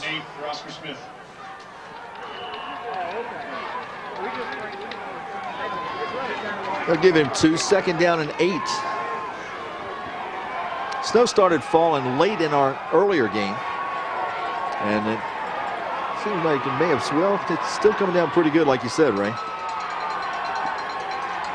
Davis in motion, and they keep it on the ground. Good defense that time. Just gave it to him out of the shotgun over the left side, and Osbourn made a good play. Number 6 was there to make a play for them, and he did a good job by Marcus Matthews and brought him down. So still out there battling, partner. Salmeron, number 73, also in on that stop as a rare third down situation for Oscar Smith. 3rd and 8 once again. Well, they got some young players. That Matthews, 6'3", 275, sophomore, right there, and then they got a couple other young players, juniors, a few seniors sprinkled through the defense. Parker in motion. Sims pumps once, and he's got the receiver out there making the grab. Broyles, his 2nd catch of the game, good for 1st down yardage and a whole lot more. Is it number 7, I believe? That's McFadden down. 7 made the grab. McFadden, Osbourn's best player, down on the ground, hurt. Yeah. But good throw, good catch. Perfect timing is what I'm saying. She went back to throw Sims, and just perfect timing. Looked like it was perhaps a shoulder injury to. Yeah, he dove for him and missed him, and looked like he hit his shoulder and came up. Hopefully, it's just nothing bad, just a stinger, so to speak, and hope he's okay. Another look at the out of down scores. Gretna leading Floyd County 21-7 in the 3rd in Division II. In Division 4, Broad Run's broken through first to lead Amherst. That ball game's at the half right now. Yeah, 7-zip. Finals from earlier. Franklin over Clintwood. They're celebrating in Franklin in Division I play. In Division III, James Monroe from Fredericksburg, victorious over Brookville. Celebrating up in Fredericksburg tonight, too.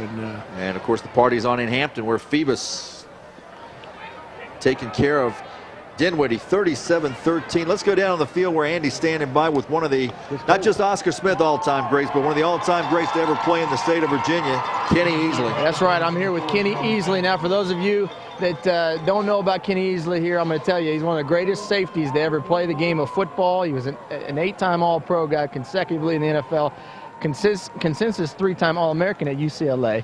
And you played at Oscar Smith, and here's your home team up 34-0, could win their first state championship. What's that mean to a guy like you? Well, you know, for a lot of us who played at Oscar Smith back in the old days, before this prosperity, it means a lot.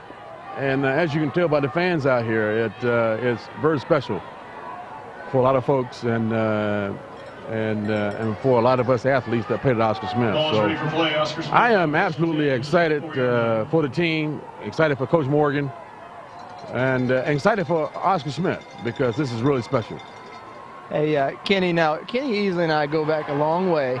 He actually played for my father at UCLA. He was his defensive backs coach, and I was only about 4 years old. So I don't remember a whole lot of time watching you when I was a youngster there. But you were out on the West Coast for college. You then went on to play for the Seahawks, and yet you're from Chesapeake, Virginia, and here you are today supporting your high school here. How do you stay involved with Oscar Smith and with your hometown community?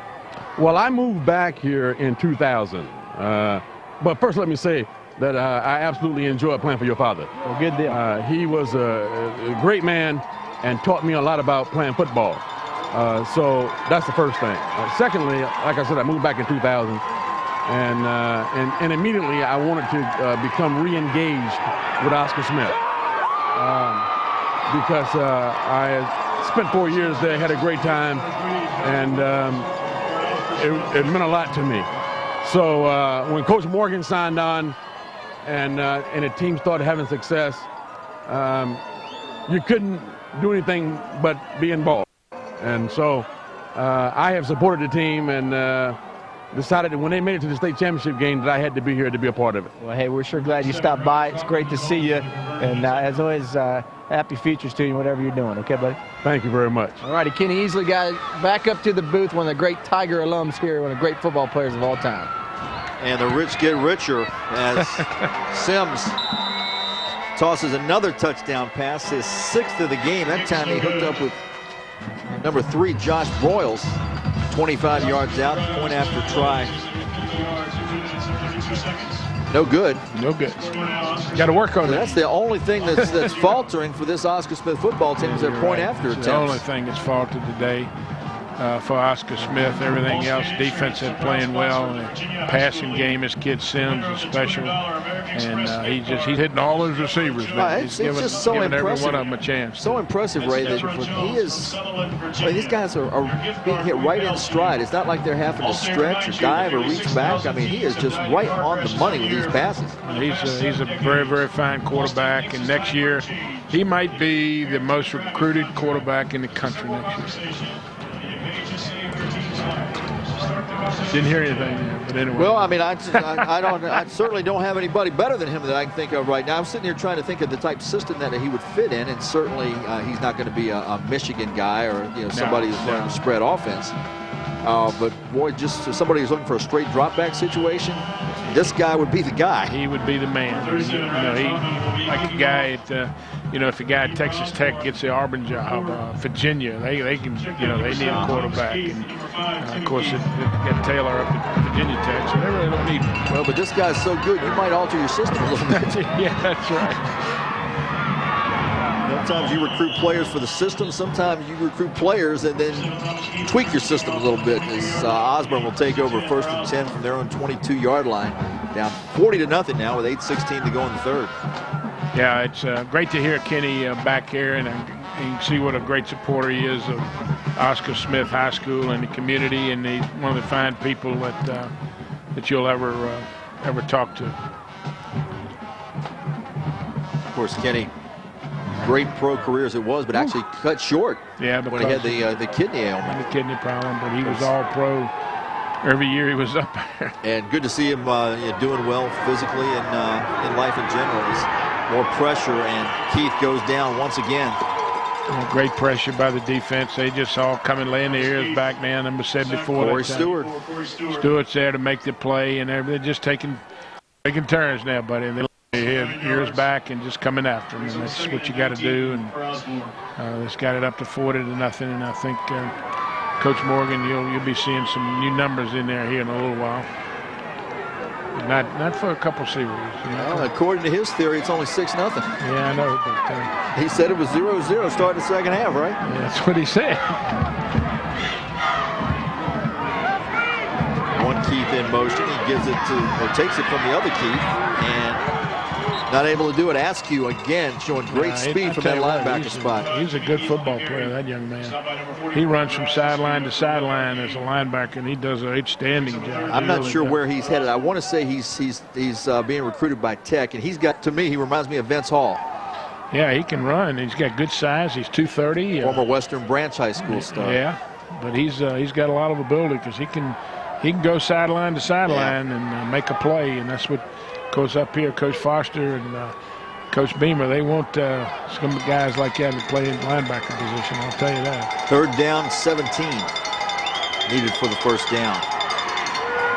And Keith overthrows his target. He was trying to get the other Keith. Yep. And another punting situation coming up for the Eagles. 2 possessions, 2 straight punts. 3 and out, 3 and out. The snow continuing to fall. Let's go back down to Andy for a weather report and more. Well, I'll tell you what, guys, just had a great time talking to Kenny Easley down here. I know you guys were mentioning him. It was a really neat thing for us to be able to interview him, especially for me. He played for my father back in the early 80s at UCLA. And my father told me a story about Kenny, and he just confirmed it. That's how great of an athlete he was. When he was a senior in college, Ray, you'll appreciate this as a golf guy, he shot 90 in the first time he ever played with some clubs that my dad had. They were golfing. The very next year after he went and was drafted to the Seattle Seahawks, he shot 5 over. He was a 5 handicap after that point. So you talk about being one of the great athletes. He could do everything. He's still pretty good. I heard he was a very good golfer right now. And here's another little known fact about Kenny Easley. He was drafted by the Chicago Bulls in the NBA draft. Now, granted, they had more than 2 rounds, which they have now. They had 11 or 12 rounds then, but he was that good a basketball player. Yeah, consecutive Pro Bowls 8 years in a row. That's pretty hard to do. Yeah, he's a great player and a better person. Sims has another receiver open, and he finally overthrew somebody. He was trying to, once again, get Davis down there. Yeah, he just overthrew that one. And, you got to miss one, son. can't hit them all. But and there was a lot of separation between Davis and the defensive back. Trying to get Brandon Davis a touchdown in the end zone there. But Kenny played my golf course at Federal Club up in Richmond. He plays from the back tees, and he takes 3 other people with him, and he beats them. I can tell you that much. 2nd down 10. Ball at the 40-yard line of Osbourn. 6.5 to play in this 3rd quarter. Smith in motion. They fake the give. Smith gets it on the screen, but he slips down at the 45, so he's going to lose 5. Yeah, he just slipped down. He caught the ball on the screen, had some blue shirts out in front of him, and with his speed and all, no telling what he done, but he fell down just as he caught the ball. His feet went out from under him. Yep. But now you got 3rd down and about 15. This time Smith lines up to the right. He's over there with Parker. Davis and Broyles to the near side. And spread wide to the wide side of the field.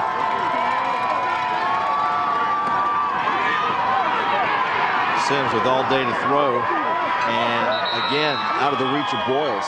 Pretty good coverage that time by the Eagles.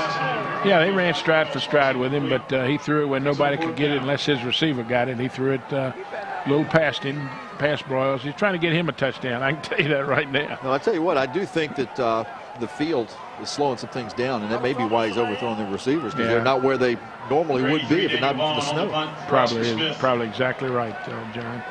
Now they go punt the football. They haven't done that a lot, have they? Also number 7, Thomas Keith. They've done it none. As a matter of fact, I take that back. They had 1 punt in the first half for 27 yards. This is Vaughn again.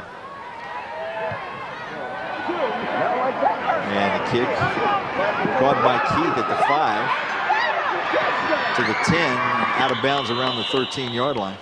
He'd have been better off to let that go. Ball was inside the 5 and going on like a line drive, but he tried to take it and couldn't do anything with it. So the Eagles get it 1st and 10. They lost 6 yards on that bad decision. Yep. Now let's see if the Eagles can do anything, get anything going here now. I don't know, what's his name come back in yet? McFadden? McFadden, I don't see him out there right now on the field, so he must have got banged up a little bit. That's not good news at all for Osbourn. No, he's a good football player. Now they've got Marcio Roy, their defensive lineman, in there, running back now. He gets a yard before he's driven back by Askew and yeah, Askew's on Harry Jones. He's around that football every play. Askew is. He's a fine linebacker. But old Roy ran that thing. He said, he's thinking it's a whole lot more fun hitting them than me getting hit. I can tell you that right now. For 5 minutes. And there's a shot of Jarrell McFadden. Just to tape his ankle. Yeah. He's putting his sock back on. Well, the way down earlier looked like it might have been an upper body injury, but hopefully they can get him back on the field as Keith completes the pass. Or does he? Incomplete now, they say.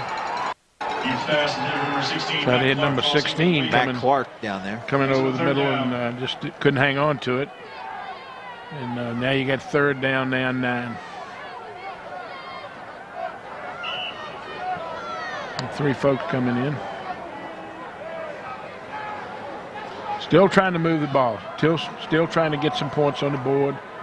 And it's not the best conditions in the world right now to try to do that because of the snow. That's field covered with snow pretty good. Keith fires, has his receiver, has a 1st down. Sure does. Good throw, good catch. Keith lined up. Receiver lines up on the right side. Number 2 comes across the field, ran a post, and he hit him right on the numbers, and he got and caught the ball and got a big 1st down. A nice play for Gage Hughes. To the 38. Senior. Brings him a 1st down for Osbourn. Makes a catch, so he gets a thrill of getting a 1st down. Yep. Justin George on the tackle.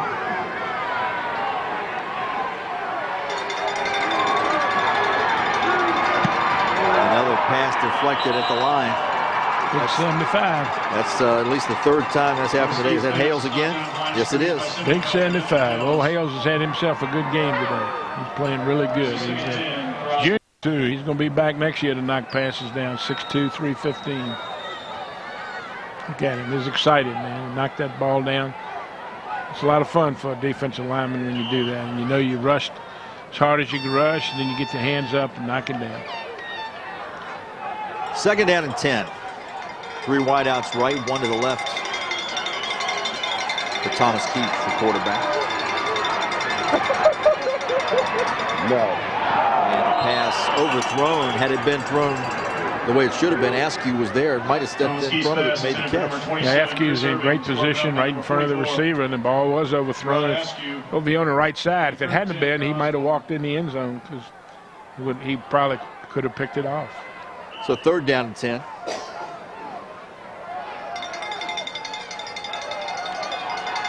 $40 to nothing with 4 minutes and 23 seconds to go here in the 3rd quarter. Oscar Smith. Keith, a lot of running room. He's going to have another 1st down. Yep, good effort on Keith's part. He pulled it down like a quarterback draw, ran up the middle, broke it to the right side, and got a 1st down for him. So they're still battling, trying to get some points on the board here. Rashawn Richardson on the stop for the Tigers. Good play by Richardson. So back-to-back 1st downs for Osbourn. Moving the football. It's good to see. They've almost got it into Oscar Smith. Another yard. And I think we established the fact in the 1st half they had not been into Tiger territory.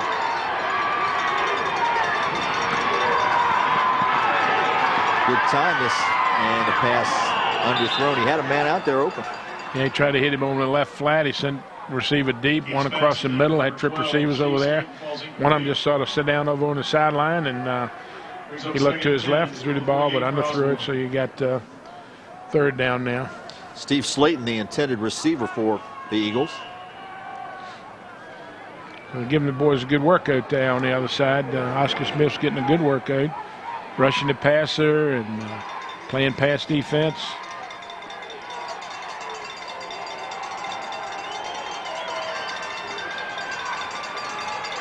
Keith, again, pretty good time. Got a receiver overthrown and almost picked off by Smith, who's playing defense too. Yeah, 3, Whitehead was wide open and running across the middle out of his slot position from right to left, and he just overshot the ball. Makes a good throw. They got another 1st down. 3rd down for Osbourn. Well, 4-down territory, certainly. Anytime, unless they're back in their own end zone practically, they'll go ahead and go for it on 4th down from here on out. Yeah, I would think so. You got to try to get some points on the board. But almost intercepted there by number one right there is Timmy Smith. He's the guy who catches the ball so well on the other side of the plays field. free safety on defense, so he's a fine athlete. 4th and 10. Keith looks, finds, and did he catch it on the way down? What a grab by Slayton. He bobbled it and coming down was able to secure the football for another 1st down. Great effort by Slayton. He lined up on the left side, runs across. Keith took his time, found somebody open, not real good pressure on him. Found him coming across the middle and made a great catch. That's your catch of the game right there, I think. Yep, great catch. Yep, look, handled the ball, got hit, and still brought it down. That's a great effort as he was being hit by number 22 there. And the drive's still alive for the Eagles. 3 consecutive 1st downs with 3 minutes to go in the 3rd. McFadden back in the game with running room. He gets 8 yards before he's driven out. George on the stop for the Tigers. McFadden, he's a tough kid. He takes the ball, runs around the left side. Boy, he's hurting now. Gets it over there. Is he hurt again? Well, we talked earlier about how he was touching the football almost every play as he was going to take a beating, and he wants to come back on the field. He's 2nd down and 2. He ran pretty good there. Yes, he did. It's when he got slammed to the turf that he got hurt. 2nd down after he picked up about 8 yards. He's coming off again now. That young man's a winner. He doesn't like this thing at all here. 2nd down, let's call it 3. Clock ticking down toward 2 minutes left in the 3rd.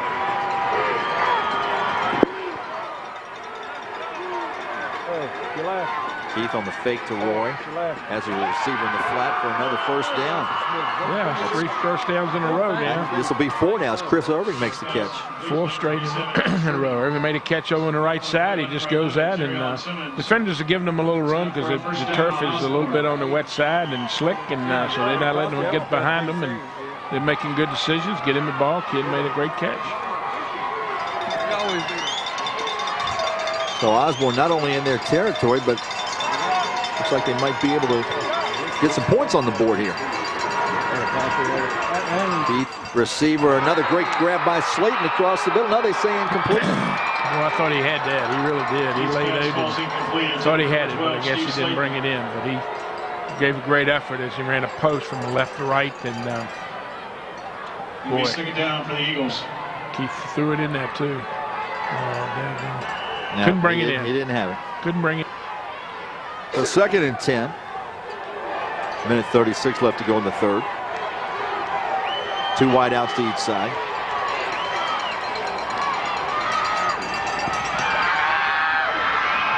And after a short gain, they're able to trip up the receiver. Pass is caught by number 2. Yeah, just threw it out to the left side like a quick pass. Threw it out there and you know, just couldn't bring it in. Gage Hughes again on that catch. A lot of kids playing now, a lot of different kids. So 3rd down and 6.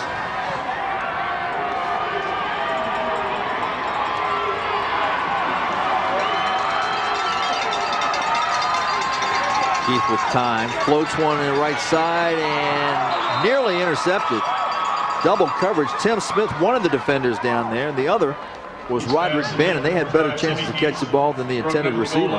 Keith had to put some touch on that one and lay it up for number 5 there, and he just you know, laid it a little too much air under it. John and the great defensive back athletes that they are, they almost had it. As a matter of fact, they hit each other. Smith might have had it, but the other young man's going for it, and he ran into it. 4th down and 6. Eagles trying to keep this scoring threat alive. Keith under pressure fires, and was it caught? Maybe it was. They're not going to give him the score. A lot of contact. It probably would have been interference had he not made the catch, but 1st and goal coming up for Osbourn here. Timmy Keith made a great catch, and he threw a post over the middle. Just went up and vote for it to defender, and a pretty daggone good defender, too. Like Tim Smith was all over him. He had his left arm draped around his waist. Didn't call it, and then they don't give him a touchdown. They put it on the half-yard line. Have a heart, guys. So the Eagles with their first scoring opportunity of this championship game. And the direct snap. Keith takes it into the end zone, and Osbourn finally on the board. They're fighting it up, and Coach said that, and kids with 22 seconds left here in the third quarter. Got 6 points on the board with Keith running a 1-yard run.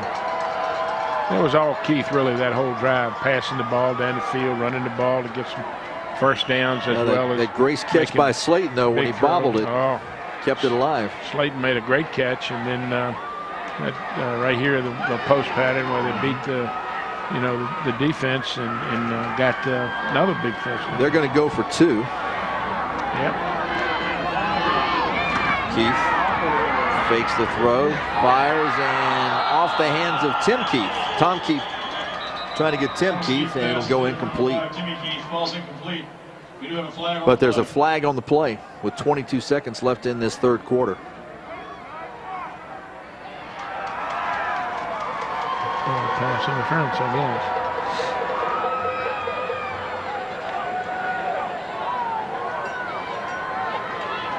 We've got a hold on the defense. Replay the try. So they'll get another opportunity for the 2-point conversion. A little bit closer.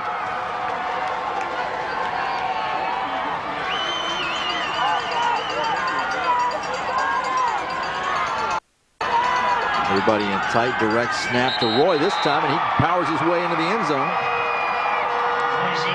So they get a little bit closer, a 40-8 score now. It was like Tyler Brown gets that score. Good blocking up front. They just went in right behind them and banged it up in there and sort of went in untouched. Tyler Brown got in right behind those big guys, and good blocking there. He's 36, lead him through the hole, and just did a good job. Well, if we're going by the philosophy of Richard Morgan, his team's losing 8-6 right now. Remember, he said it was 0-0 starting the second half. Yeah, I don't think Richard agrees with that right now. But well, I tell you what, I bet he's in there chewing them out right now, getting them a little fired up. Oh, I'm sure of that, man. He doesn't like the idea of giving up points because they haven't given up too many this year. But we'll kick off here. Oscar Smith will with 22 seconds left in the third quarter. Osbourn will kick off to Oscar Smith. Okay, now why not try an onside kick? Well, field position is not really the issue here. Well, I'd pooch it. I don't think that's onside, but I'd sort of drop it. If you could pooch kick over to the left or right side and drop it in there. Well, they think something's up. They've got 10 people up front. And a lot of vacant space in there. So they kick it deep. Simmons gets hit once and goes down around the 32-yard line. They had everybody up on the line of scrimmage for the onside kick. They kicked it deep. Simmons went right to Simmons. Simmons brought it back to the 31-yard line, so good return. Oscar Smith will have it first and 10 from the 31. All right, now Osbourn needs some stops. Still got the man in there. Yes, sir. Phillips. I got a feeling we're going to see him most of the way. Already 6 touchdown passes on the evening. Not the typical formation, though. Straight I formation with single wideouts to both sides.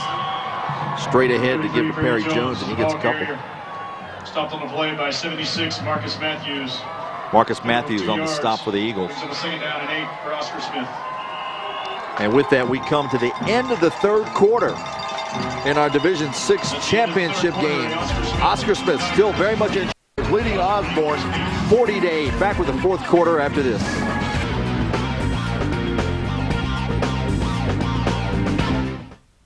Will the defendants please rise? In the case of Johnson versus Littman, this court finds in favor of the plaintiff in the amount of $100,000 for vehicular negligence. Hey, Bob. We'll begin the collection as soon as the papers are finalized. Their insurance may only cover part of the judgment. You know they have savings stocks, money for his college. We'll fight it. Can he do that? Yes, he can. The right liability coverage, and they wouldn't be in this situation. An Allstate agent can help. Are you in good hands? It's early or late to start saving for college with the Virginia College Savings Plan. We offer 4 tax-advantaged programs to help families plan and save for college. Lock in your cost of future tuition today with the Virginia Prepaid Education Program. The Virginia Prepaid Education Program is now open. Log on to virginia529.com or call toll-free 888-567-0540. The Virginia College Savings Plan, making college more affordable. Ethics, integrity, respect.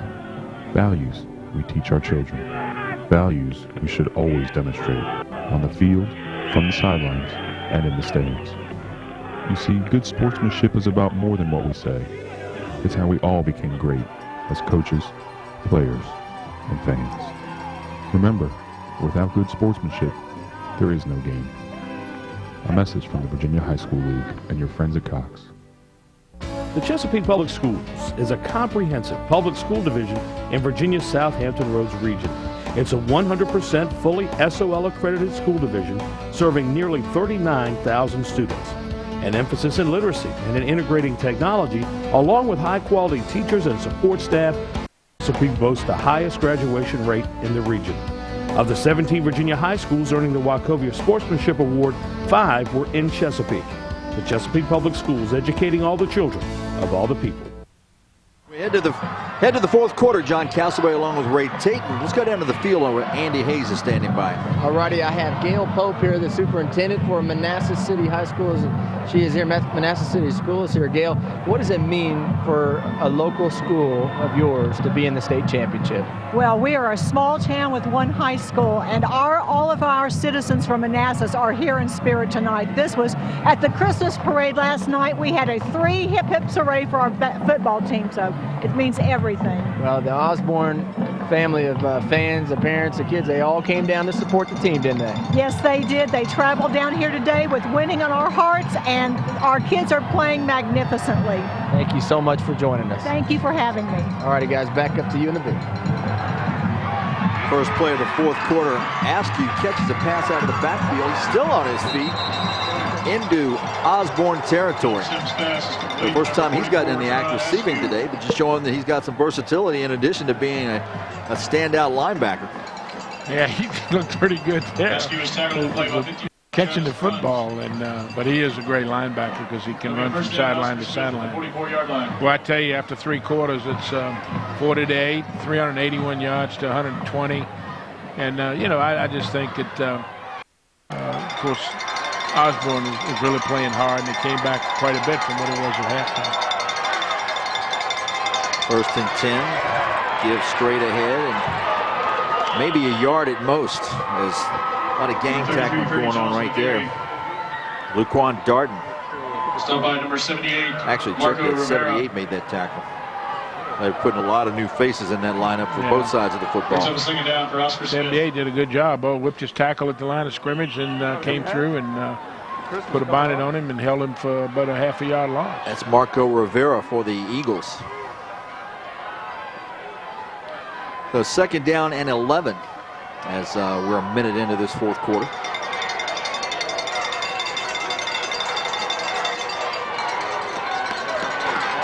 Smith alone to the right. Sims pumps once, looks to his left. Instead, he's got a receiver behind the defender, and this time it's deflected away from the defense. Chaz Bates got a hand on that one, and that was close to going into the receiver's hands. He's trying to get Parker there again. Trying to hit Parker down the left sideline, but that time he just took a little bit too much air from under the ball. He should have laid it up a little more because Parker had a step on him, but he just threw it on a bullet. This kid's got a great arm. Golly, I mean, he threw from hash mark to left sideline and effortless. 3rd and 11 facing Oscar Smith here. Once you get the hang of it, it's pretty comfortable.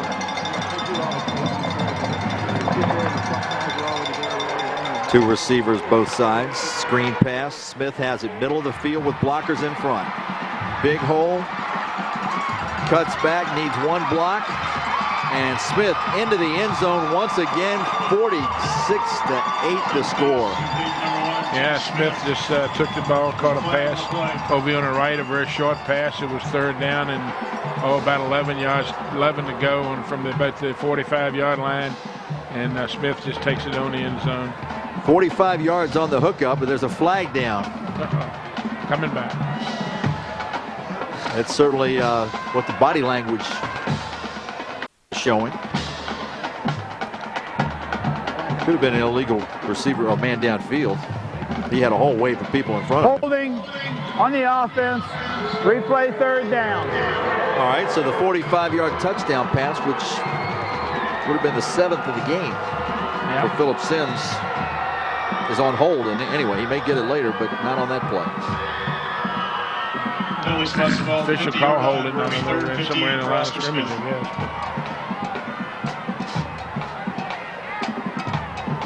guess. See what happens here. Ball back almost at midfield, just slightly into Osbourn territory, and now Oscar Smith's going to take a timeout. A timeout call on the field by Oscar Smith. All right. You know, we were talking earlier about Kenny Easley. We got a chance to talk to Kenny Easley. We talked earlier about Ed Beard, one of the other greats. Well, Steve DeLong was a heck of a player. Went on to play at Tennessee and, of course, in National Football League as well.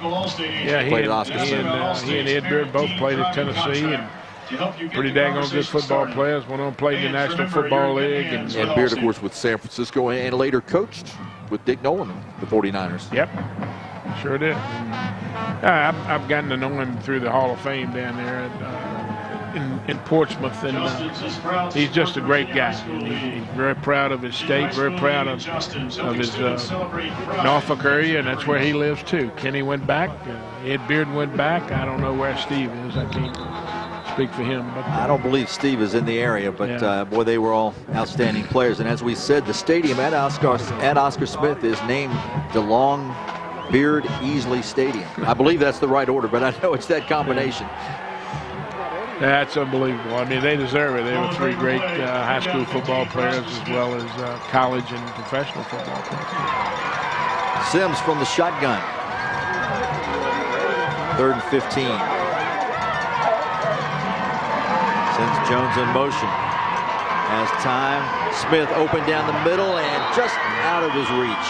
Just overshot him a little bit, so it'll be 4th down, and I'd assume they'll probably punt the football now, I guess. But tried to hit him on a post down the middle, and just he'd beaten the defender, but he just overshot it just a tad. And incomplete pass, so 4th down, and Oscar Smith will be forced to punt. Vaughn on for his 3rd punt of the game. Osbourn a little credit here. They have fought hard in the second half. No it's not like they weren't fighting in the first half. It's just they were ambushed by a great football team. Yeah, things happen, and when they start going bad, man, I tell you what, they just keep going and going and going, and that's what happened to them in the first half. But they've done a good job of coming back here in the second half and showing that they care and they want to play. Good pressure by the Eagles, but Vaughn's able to get it away, and Keith will let it bounce. And it's down just around the 20-yard line. So 1st and 10 for the Eagles. They'll get it there as Perry Jones downed it. Right on the 20. You know, we do want to thank all the people here at Virginia Tech for the use of this facility and the hospitality. They put on a good show for us. Been outstanding. Everything about it, the press box, the field, the stadium. The kids are excited. The fans are excited. And I'm excited because I got a nice inside booth. that's right. I tell you what, it could have been not a pretty situation if it had not been for this great facility. Yeah, let me tell you, I did some when I was doing for real, man. I'd have been frozen by now. Well, we are in a brand new renovation. Oh golly day, it's really beautiful, beautiful. 2nd down on the incompletion. Just under 10 minutes left to go here in the Division VI championship game. There you see the press box at Lane Stadium, Worsham Field at Lane Stadium. I envy the 2 young men that not young men that do the radio up here. Golly, Bill Roth and Mike Burnham. Yeah, Mike Burnham, great guy, and Bill Roth. Maybe Eddie's still there. I envy them for having this kind of facility, man. Well, you know what? I'm not 100% sure this is their radio booth. They may use this for TV. And if I'm Bill, I'm lobbying for this. I know that. Yeah, they got a good one. I promise you that. I mean, we are squarely on the 50-yard line here, and not up real high. Right. And the windows do open. Plenty of magically room. some way. I don't know how. But, well, we don't need that today. We didn't do it, so we're not worried about it. But you can, and I'm sure it's done. 3rd down and 10. Osbourn trying to keep another drive alive here. Thomas Keith makes a nice move, but couldn't quite get out of the way of Askew once again. I'll tell you what, Askew's one-time open field tackler, man. He's going to be a welcome addition to the Hokies. You know, Ray, we'd probably be remiss if we didn't mention where these Virginia High School League players have gone. And certainly they go on to play in college. But think about the VHSL players from 5 to 10 years ago who are now playing in the National Football League. Guys like Gerard Mayo, now as a rookie with New England, playing linebacker after a career at Kecoughtan High School and Tennessee. Pages of them. And it's really great because, I mean, the Barbers, only one plays now. But Rondé now with Tampa Bay, and Bruce Smith is a lock to go into the Hall of Fame. Oh, absolutely. And he'll be certainly welcomed in Canton sometime next summer after they vote on Super Bowl weekend coming up in February. Yeah. But Bruce, of course, played his high school ball at Booker T. Washington in Norfolk, and was an outlet trophy winner here in Blacksburg with the Hokies. Sure was. And, there is no flag. First touching of the punt by the kickers. So Oscar Smith and Sims still in the ball game. Approaching 9 minutes this time. He hands it off, and that's Jones. Good yardage. Flag comes in from the back judge. Boy, he's running like it's nothing. First down yardage, but let's check out the flag. Coach Morgan's done a wonderful job with these kids. I mean, they really play hard, and they played purpose. And I'm sure a lot of it had to do with the young man. It may be a face mask. It's definitely against Osbourn, though. Yeah. So they may tack something on top of this run. Face mask. 5-yard face mask on the defense. First down. Yeah. Again, this is the Division 6 final. Division 2 championship looks like it's going Gretna's way right now as they lead Floyd handily in the third quarter. Broad Run still hanging on to that lead over Amherst in the Division 4 final. Earlier in Division 1 play, Franklin got the championship, and James Monroe also a winner in Division 3. And right here in Blacksburg in Division 5 play, it was all Phoebus as they whipped up on Dinwiddie as Jones takes it around the left side for more first down yardage. Yeah, picked up the first down, just ran power to the left side, got a little seam, broke it outside, gave a stiff arm to one of Osburn's DBs, got rid of him and turned it upfield and sort of lost his footing after he got the first down and went out of bounds. Another face mask. Well, grab it on there, trying to hold on.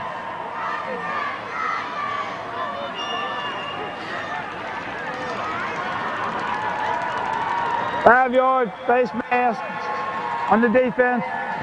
First down. So they still have the 5-yard face mask in high school. Yeah, it's just you just put your hand on it, I guess. You don't jerk it around is what it is, I guess. Not a personal foul. So first down and 10 from the 14-yard line is Oscar Smith knocking on the door for more. Yeah, I don't think there's any question there. They've been running the ball, but they got pretty good horses back there carrying it. Well, they send a man in motion. A couple of blockers in front of Jones again, and Jones in the end zone. Stamp it in. 46-8 our score with 8:12 to go. And Jones just ran a sweep to the right side and got good blocking on that side and got good lead blocks, and then used his size and speed just to get in the end zone. A little toss sweep. Turns it up, got good blocking in there from 75, 74, and he just went in untouched. And that's the first rushing touchdown of the day for Oscar. Come on touchdown passes from Sims. Ryan Trotman will go on to try the extra point. They're going to go back and try a kick extra point. Trotman, who's had mixed success today. Snap is down, the kick is up, and I think he got this one. He did.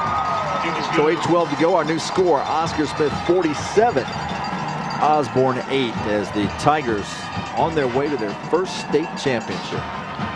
Yep, and I tell you what, they got a pretty good football team. Now I see why they were ranked all year, John. Got a great football team. Boy, what a great shot from our ground level camera. Osbourn Eagles 8. Great run, great shot. Absolutely untouched. Literally untouched until he crossed the goal line. Right. Of course, stay with us after the conclusion of this game. We'll bring you some of the ceremony as Oscar Smith will have a very, very happy bus ride home as we go down to the field. Andy Hayes. All right, guys, I was right here while Perry Jones walked back towards the sideline after scoring that touchdown, and Coach Morgan came up to him, gave him a hug. He goes, "How's it feel to be a state champion?"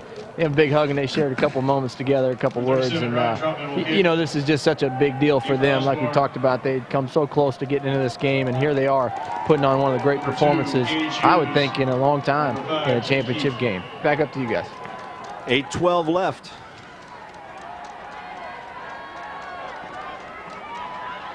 Jones, 5'9", a senior, ran for 31 touchdowns. Now he's got 32 on his resume, over 1,650 yards. The kick short. And that's Gage Hughes still on his feet across midfield.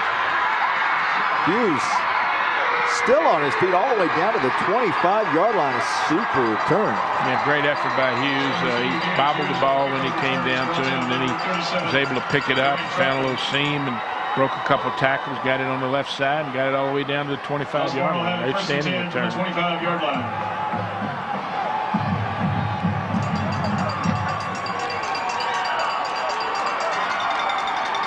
Well, maybe Osbourn can get on the board once again.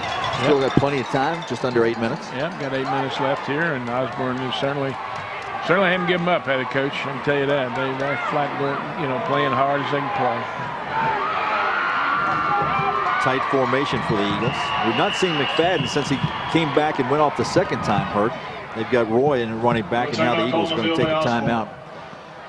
Let's check in with Andy down on the field. What's up, Andy? All right, John. I hear you have John Conti, the principal of Osbourn High School, joining me now. It hasn't gone like we thought it might here for your club, but and your school, but they're playing hard, though. They haven't given up, and they're showing a lot of heart, aren't they? They are. As everybody knows, we started the season pretty slowly, got out of the gate at 3-4. Kids never gave up, and obviously they haven't given up yet. Even though we're on the short end of the stick and things have not gone very well, they will not give up, and I can't tell you how proud I am of them. Well, you must be very proud also of head coach Steve Schultz and what he's done with this program. Like we talked about in the beginning of the game today, he took over. The program is a 28-game losing streak, and here you guys have played in 2 state championship games, winning one of them here in 2006. Give me some words about Coach Schultz. Absolutely. He's a great motivator. Again, he's a hard worker. His staff works very hard, and he never gives up. And even though we're on the short end of the stick right now, we haven't given up, and that's a real tribute to him. Thank you for your time. Okay. Have a safe trip home. Okay, thank you. All righty. John Conti, principal there at Osbourn High School. Back to you guys. 1st and 10. Little razzle-dazzle and close to a first down. And Hughes again on the receiving end of that pass. He's had a good second half. Yeah, Whitehead took it like he was going to run a sweep, and then he passed it to Hughes, and they picked up another first down. And like Mr. Conti said, the principal, they're playing hard. They're not going to quit, and they never have. And the coaching staff does a great job, and it's a great thing to see, because young people, it's awful easy to just say, whoa, Nelly. But they're out there playing as hard as they can play. They're getting beat by a much better football team. There's nothing you can do about that. 2nd and short. This time they'll throw out in the flat to the left, and Timmy Keith in for the touchdown. Yeah. Thomas to Timmy. 15-yard touchdown pass. Thomas Keith throws to his left. It's Timmy Keith, and he catches it, and he's in the end zone. Eagles, in all likelihood, will go for 2 once again. Try to get it to 16. Or their score to 16. Still a wide deficit here. 47-14 the score as we speak. All set up by the outstanding return by Gage Hughes. Yep, exactly right. Hughes got the big return. Amazing what you do when you get a great return across midfield. All of a sudden, mentally, everybody feels better and you get things done. Thomas Hughes again. Looks like the same play, same results. Although it wasn't Timmy Hughes that time. It was Whitehead who makes the catch. So another 2-point conversion. And it's a 47-16 ball game as we head down to the field once again. Well, guys, Thomas and Timmy Keith are a pretty dynamic duo here. They'll be coming back next year for Osbourn. Thomas is a junior. As the quarterback, Timmy is a sophomore wide receiver. We've already seen them make some plays here today. This season, though, they had some tragedy in their family. Their sister passed away during the middle of the year, and so they dedicated this season to her. And that's why you can see them out there tonight playing as hard as they possibly can. You know they have to be playing with a heavy heart here in this state championship game, guys. Back up to you. All right, Andy, thanks. 7:04 to go. 47-16. Let's see if Oscar Smith keeps it on the ground once they get the ball up the kickoff. I know they'll probably try to kick it onside. That's what they're talking about out there now. The Oscar Smith receiving team, and let's see what they got the hands team up there because they got number 1 up there. I can see him. He's on the front line. Number 2, you got all those kind of folks. Number 33. So they're expecting a big onside kick, and we'll see what happens here. Well, Simmons is the lone back who's in receiving position, and they do try the traditional onside kick. The ball didn't go 10 yards, though, and Osbourn unable to recover it anyway. Oscar Smith has it around midfield. Didn't go 10 yards, but they did fall on it, so it doesn't make any difference. So that onside kick, you got to get it to go 10 yards, or you just waste a lot of energy. Exactly 7 minutes to go. Sims back on the field again. The man's he's coming back. I guess they just count him as a youngster. None of these best-looking youngsters I've seen so far this year. And I've seen a lot of high school football. They keep it on the ground. This is Jones. Great yardage all the way down to the 30. He gets 19 pickup. Yeah, Jones just ran a little power to the right side and turned it upfield. Got good blocking at the attack. Got a good pull there. See big 75 just hitting folks. And gets it all the way down to the, where's the backfield? This is a timeout or somebody hurt? I think Jones is hurt. Jones is banged up.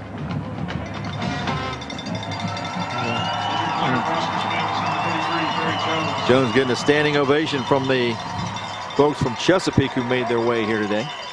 And a lot of them did. I'm very proud of the fact that they're coming in from Norfolk down here to see this thing. It's a long ways. Right. I drove in from Richmond yesterday. It's a long trip. Askew has it this time. He'll try the left. Brought down by Marcus Matthews. Yeah, Askew says, look, I've been playing defense all night. I've been tackling guys from sideline to sideline. Let me carry that ball some, coach. So they're putting him in there, and they're letting him carry the ball. Second 5 for Oscar Smith. 6:12 and counting left here in Blacksburg, where snow is coming down just a little bit now. We got a serious dusting in the first half of this game, but it didn't impact the high-powered passing game of Oscar Smith. Askew again. Looks like you hit it enough, a little power to the right side, and looks like you hit it up in there enough to get the first down. J.B. Murray on the stop for the Eagles. J.B. Murray. Still got that big old offensive line in there, too. I'll tell you what. Yeah, he's letting them play. You got me here, guys. You can play. I'll worry about the others next week. We'll get ready to start winning next year. Of course, a lot of them are back, like, 75. Well, actually 3 of the 5 starting offensive linemen are coming back. Hales is back, and Seward's back, and Troutman's back. Latrell Holmes. Players. Yeah, we got a lot of players coming back. Askew again. Hales leading the way. We'll get about 8 yards on that first down carry as we go down to Andy once again. All right, guys, as you can tell, Oscar Smith is going to run away with this one here, but I got to give my partner in crime, Ray, up there a little hard time. About 20 minutes ago, you said that the beach area for a long time has played the best football, but there's a lot of people in Northern Virginia in the Concord district, and definitely to see to run it may have a little difference of opinion for you there, buddy. We've had some good teams in the Division 6 level. Now we'll give you Division 5 between Hampton and Phoebus. They have dominated that one. Just gonna give you a little ribbon up there, bro. No, that's fine, but that's what makes the world turn. I've just always thought they had great football in Tottenham. Second and short.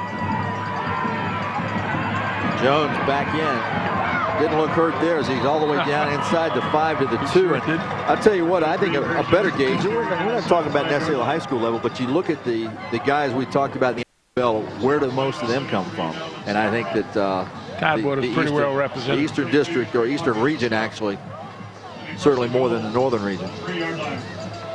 But I just think, year in and year out, that's all I'm talking about. But it's good football all over the state of Virginia. Central Virginia, we have some very good football in Central Virginia. First and goal. Oscar Smith trying to break the 50-point plateau. Jones cuts back, close, and he's in for the touchdown. Jones, nice little run there, turned it up. Got 3 yards out. 3-yard touchdown run, and they keep pouring it on. 53-16.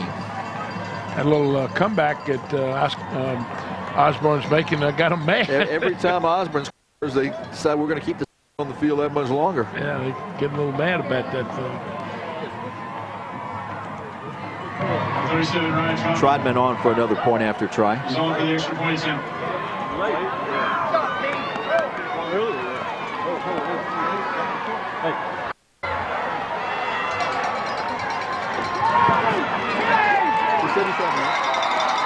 And he got another one. 54-16 our score.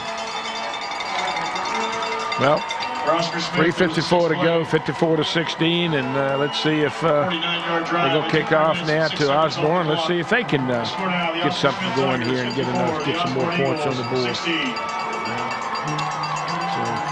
So it's just back and forth right now, but the first half was a little too much to overcome with Oscar Smith, and I can see why this team is ranked nationally as high as they are, and after the day, they might be ranked a little higher. Season's end, John. And it's all the final. I think the USA Today has one more poll now that all the state championships should be decided after this weekend. Let's see, 54-16. They won't drop, I can tell you that. Well, you got a quarterback. I mean, this kid's good.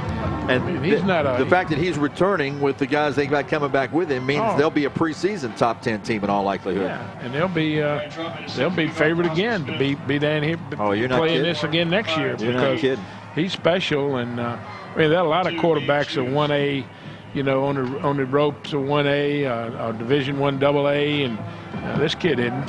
He is 1A. He will have everybody in the country after him. And I was talking to Mr. Kenny Easley, and he sent his name out to UCLA because that's his alma mater. And I said, he's not going to want to go way out there to California, Kenny. Well, he said, we don't know. There's something to be said for warm weather.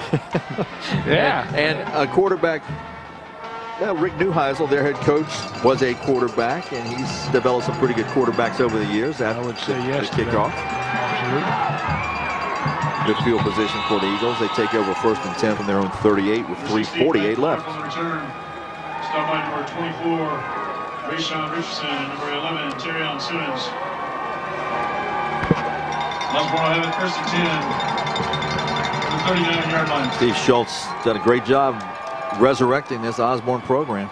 Yeah, it really has, and the program is really first class, and his kids have played hard, and they're still playing hard, and that shows you what kind of kids they are and what kind of staff they have up there, and they've done a great job. And you saw the principal and the superintendent, and they all here, they all for Manassas, and that's just the way it is.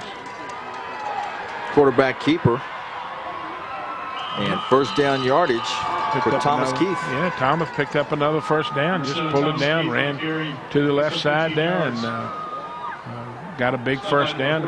Change move, 3:39. The clock's moving. But he's a good He's back. Is he back, Thomas Keith? Thomas Keith, yeah, he's just back. a junior. Yeah, and Timmy Keith is just a sophomore. Yeah, he's pretty good, too, that young man. So they got the good nucleus coming back next year. The line of scrimmage, I noticed, is all young. And very few seniors on this football team. This time they'll give it to, looks like Roy. Yeah. And he's inside the 40, so 6 yards on first down as the clock approaches the 3-minute mark left. Yeah, picked up 6 yards on the left side there, just ran a football. Had good blocking in point of attack, and he fights for extra yardage. They're still fighting that down. I think that's great. Tells you what kind of kids they are. They're outstanding kids. Also well-coached kids. Yeah, both. I mean, everything we've seen today on the field, and that's why they're here. I mean, badly coached teams don't play for state championships. They don't get here. No question, they're well coached. Both teams, all 4 teams we've seen today are well coached, and they do a great job. And just sometimes some folks are better than others, and that's what happened here. Oscar Smith has got a quarterback that can play for anybody in this country in the high school level, and maybe a year for anybody in this country at the college level. He's super. He's special, and I can see why Kenny sent that note out there to UCLA now.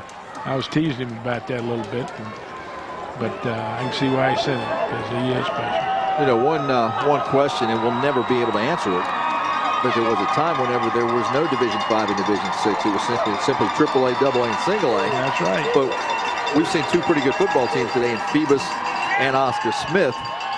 What would it be like if they were able to get together and decide the issue?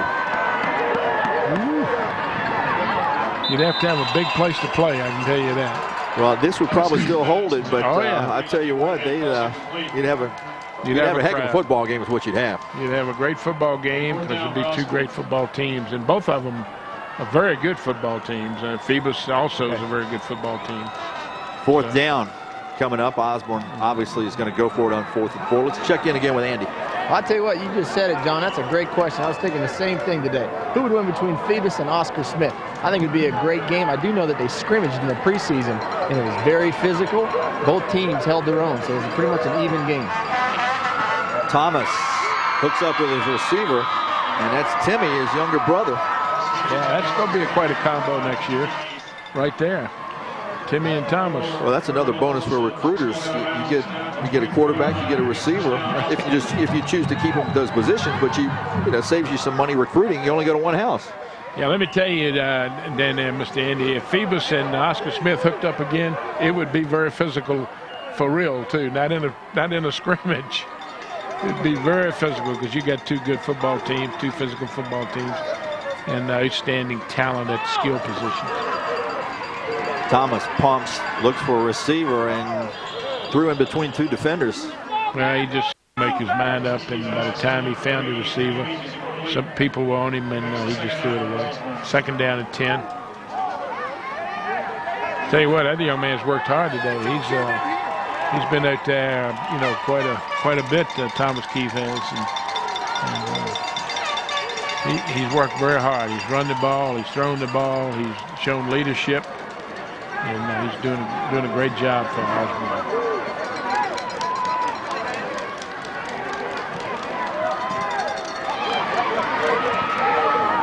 As his receiver, first down yardage inside the 10. Yep, number 2. That was Gage Hughes again. Yep. He's made some big plays this half. Yeah, he's made some real fine plays. He looks like a very fine athlete.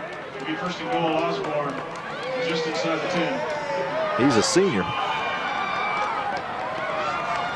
So first and goal for the Eagles. Just over 2 minutes left here.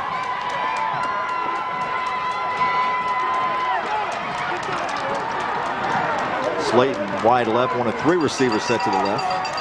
And the slant pass and touchdown Osbourn. Anthony Meek, first catch of the game. Yeah, good looking throw. Lines up on the right side, runs a short post into the end zone. The defender looked like he thought somebody was going to take him once he got over there, but he never got there. And the other guy in 16 didn't get there. So number 80 catches the football. It's a good other score, and it's 54-22. Well, it's going to look a whole lot better in the newspapers now than what it would have had they not gotten these late scores. And the kids, they can talk about, hey, we didn't quit. Yeah, they were good. Daggone right they were good. But I can tell you one thing. We didn't quit up here at Osbourn. And a crossing pattern.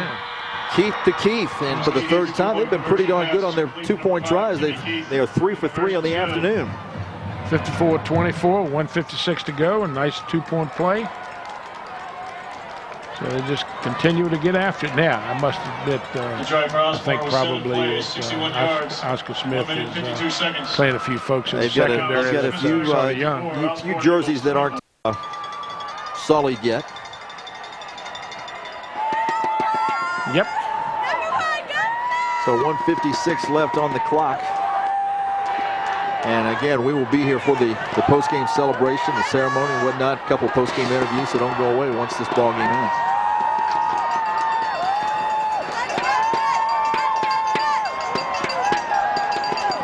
Once again, let's update you on what else is going around on this All-State VHSL Championship Saturday. Gretna has increased its lead over Floyd. Still a 1-score game with Broad Run winning.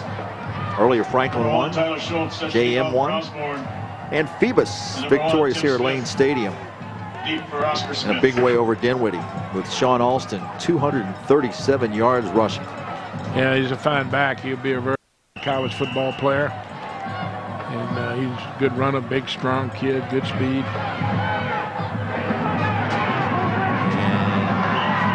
Osbourn, did they recover before it went out? Don't believe so. Good effort, though. Yeah, they were down there. People tippy-toeing around trying to get the football. C.J. Jackson wound up with it, but I'm not sure he got there before he went out of bounds. I think it went out of bounds. We'll see here in a second. We still got number 1 out there on the football field. And Sims is coming back again, I believe. But it's not like he's throwing down the field anymore. Oscar Smith will take over. First and 10 at the 35. coming in, I think. Yeah. No, he's not either. Beg your pardon. Quarterback staying in. Smith's coming in.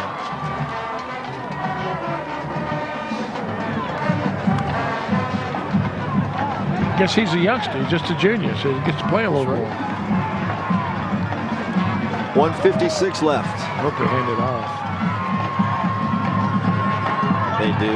This is Jones. He gets back to the line of scrimmage, and not much more. Matthews nails him again. Yeah, just reversed out, gives it to him, and the the middle, and no place to run. Defense did a good job, and like we said, Osbourne's still fighting in there, and they're proud they're here, and I don't blame them. They should be proud they're here. And sometimes you run into a barracuda, and that's what they ran into today. You got great talented people over on the other side of that football. One of them named Philip Sims, and he's still in the football game. I guess he's going to hand it off and make this clock run down. 1:13, second down. Good running room for Jones. He gets 6, maybe 7 yards on the play before Matthews makes another tackle as we go under 1 minute left here. Yeah, Jones is a good player. He's a good runner, too. They got a lot of talent. We talked about on this football team with Oscar Smith. And so does Osbourn. They're going to be back. And I'll tell you what, you don't get here unless you've had a heck of a year. Well, like their principal, John Conte, said, they started off 3-4. Yeah, they did. 3-4, and what were the odds they'd be playing on this first Saturday in December when you're looking at 3-4 out of the gates? Swimming mud. This should be the last play of the ball game.